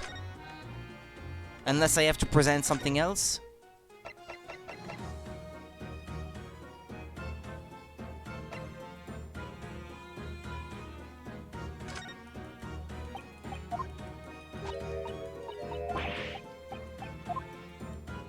I don't know, I'm half expecting there to be 4 things, or for her to dismiss me or disappear from this place if there really is nothing left to do, but she isn't.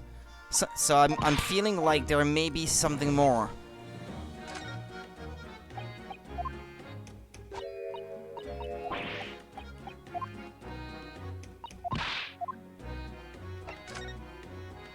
Oh, that business? Yep, Inspector Lestrade here is soon at that one buttoned up.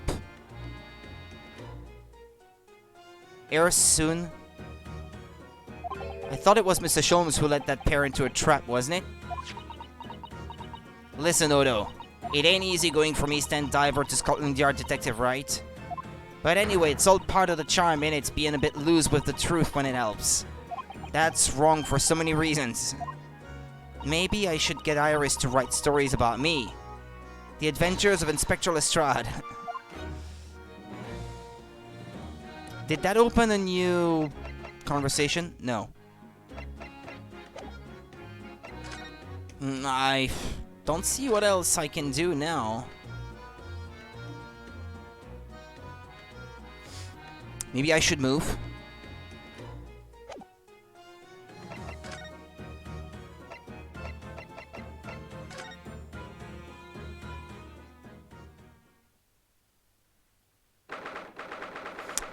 When she said something, some law person, that some important law person or something, I thought of the Chief Justice. You've made good time. I took an express train back to London. I can hear Lord Strongheart. Can you? Yes, it sounds as though he's talking to someone. Is everything in place? I had a private compartment on the train so I could check all the paperwork. It's Kazuma-sama!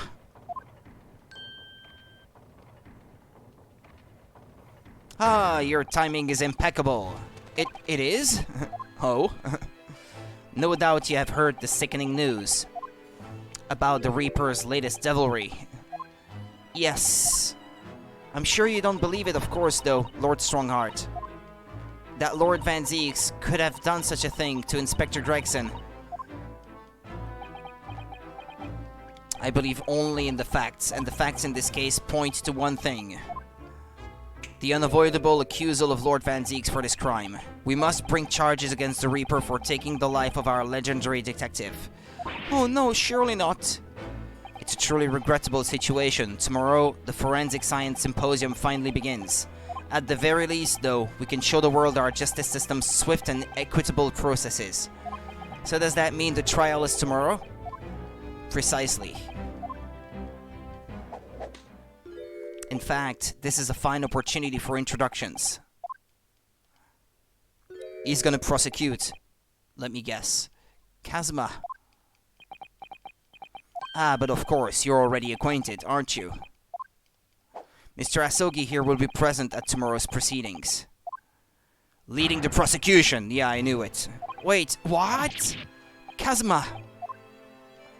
As I'm sure you're aware, he's a very capable practitioner of law. Kazuma-sama, a prosecutor?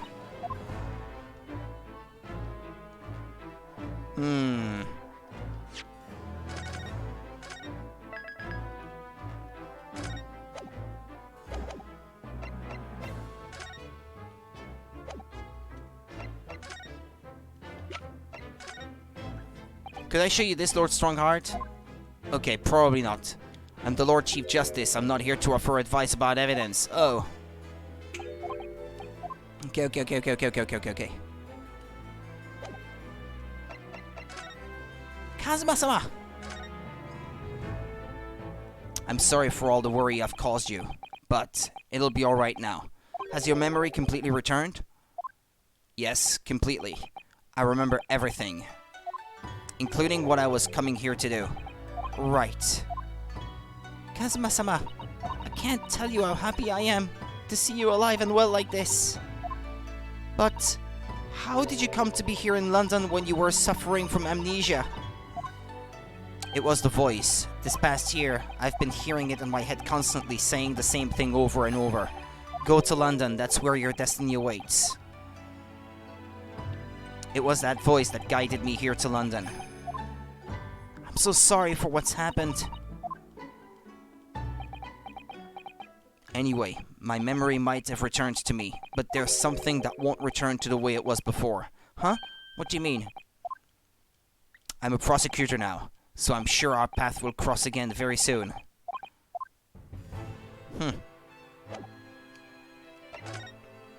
Can't talk to him anymore. I'm sure you can imagine that tomorrow's trial will be closely followed all over London. In fact, no. People all over the Empire will be watching closely to see how it unfolds. There's no salvation for anyone in a trial prosecuted by the Reaper of the Bailey, and now the Reaper himself must stand in the dock. Quite so. The public want answers about the Reaper.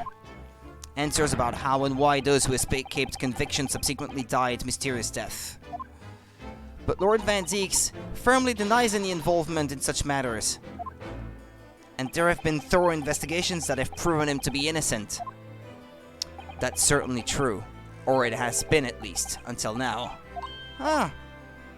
No, tomorrow's trial will mark the start of a new chapter in our country's great judicial history. So, Kazuma will be prosecuting tomorrow? That's right. But he's a defense lawyer, Long Strongheart. Accomplished young law practitioners cannot pick and choose their roles. And imagine what it will mean for the prosecution to know the strategies commonly employed by the defense. A devastating combination, wouldn't you agree? Absolutely. I have no doubt at all that Kazuma will be razor sharp as a prosecutor. But why Kazuma-sama? There are surely many other highly skilled prosecutors in Great Britain. It was a personal request. I asked to be assigned to the trial. You asked for this? But why? It'll all become clear tomorrow. I'm guessing you intend to stand for the defense, don't you? Although, the Reaper appears to be turning down all offers of representation. I'm surprised such a personal request would have been upheld. It seems unprecedented. Quite exceptional, in fact. You are quite right, Miss Mikotoba. Tomorrow's trial will be unprecedented and exceptional in every way. After all, the accused is one of Britain's greatest prosecutors, the pride of the Empire. It would be unwise to give the public a reason to perceive it as the judiciary closing ranks. So that's why you're happy to let a foreigner handle the prosecution? Ryunosuke, let's see how your skills have been honed after practicing the law in this land for so many months. Kazuma, I don't understand why you're being so hostile to me now. This isn't going to end well, my friend. He doesn't sound that hostile, I guess, in English, because perhaps the lack of proper respect that he would show him in speaking Japanese is not there in Japanese, but this is something that you can't really translate over to English just as well.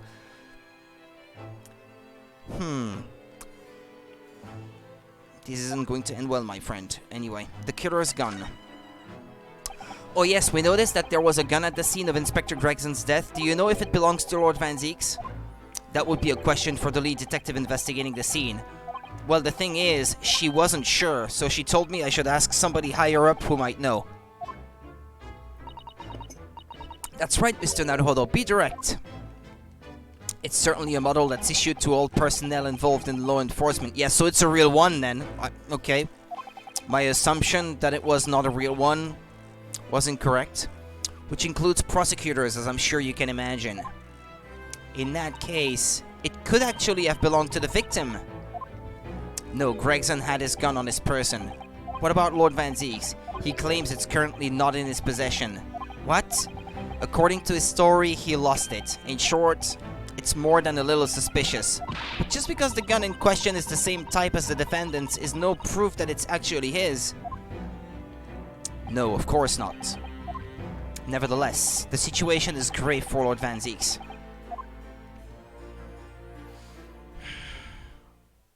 It doesn't look like we're going to glean much more here. Well, thank you very much, Lord Strongheart. Remember, tomorrow's trial will go down in our Empire's history. There is much you could learn from the public gallery. Sorry to have taken up so much of your time. We'll see ourselves out. Before you go, Ryunosuke. Oh, what is it, Kazuma? I just wanted to thank you. Kazuma-sama, what? You took my determination to heart and brought it with you over to the ocean in my stead. And you carried out my role to perfection. You always were intent on studying British law in order to change our own justice system. It was your dream, and Mr. Naruhodo didn't want that to die with you. Yes, but I had another purpose for coming here. Oh?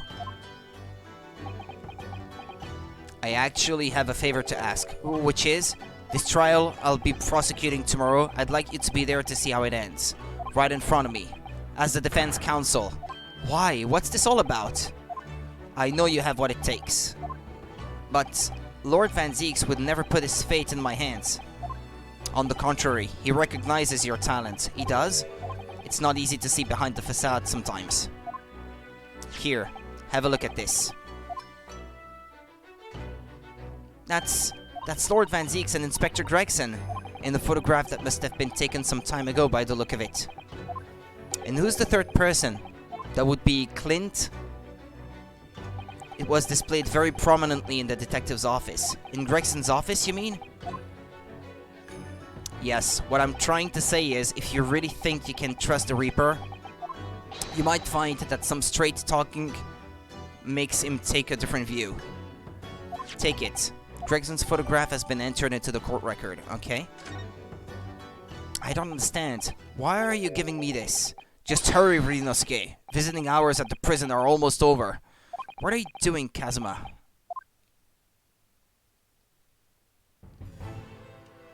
Okay, we're gonna stop here.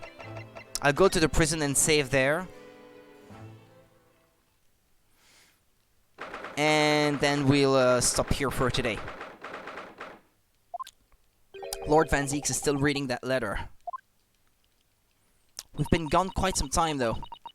Either he's an incredibly slow reader, or it's an incredibly long letter. I might even be able to read English faster than he can. I thought I told you to not come back. I was intending to ignore you entirely. But I can't turn a deaf ear to such an insulting Nipponese. Oh, sorry. I didn't think you'd hear that. I had the case notes brought to me in secret. I was reading them to pass the time. Yes, we heard that your trial is set for tomorrow. Which is none of your business. So, have you found a lawyer? How many times must I reiterate the same thing? This has nothing to do with you. In other words, no. We were just talking to Lord Strongheart and the prosecutor for your trial has been decided. I'd expect nothing less. Though I have no idea who it is. It's going to be Kazuma Asogi. Asogi? That made the color drain from his face. Ah, well then. It seems I'm going to have to engage in conversation with you again after all. Okay, but we'll do that tomorrow. So, I'll be leaving now. I'll be back tomorrow and we'll continue then. Thank you for watching, people, and take care until next time. See ya. Thank you for watching.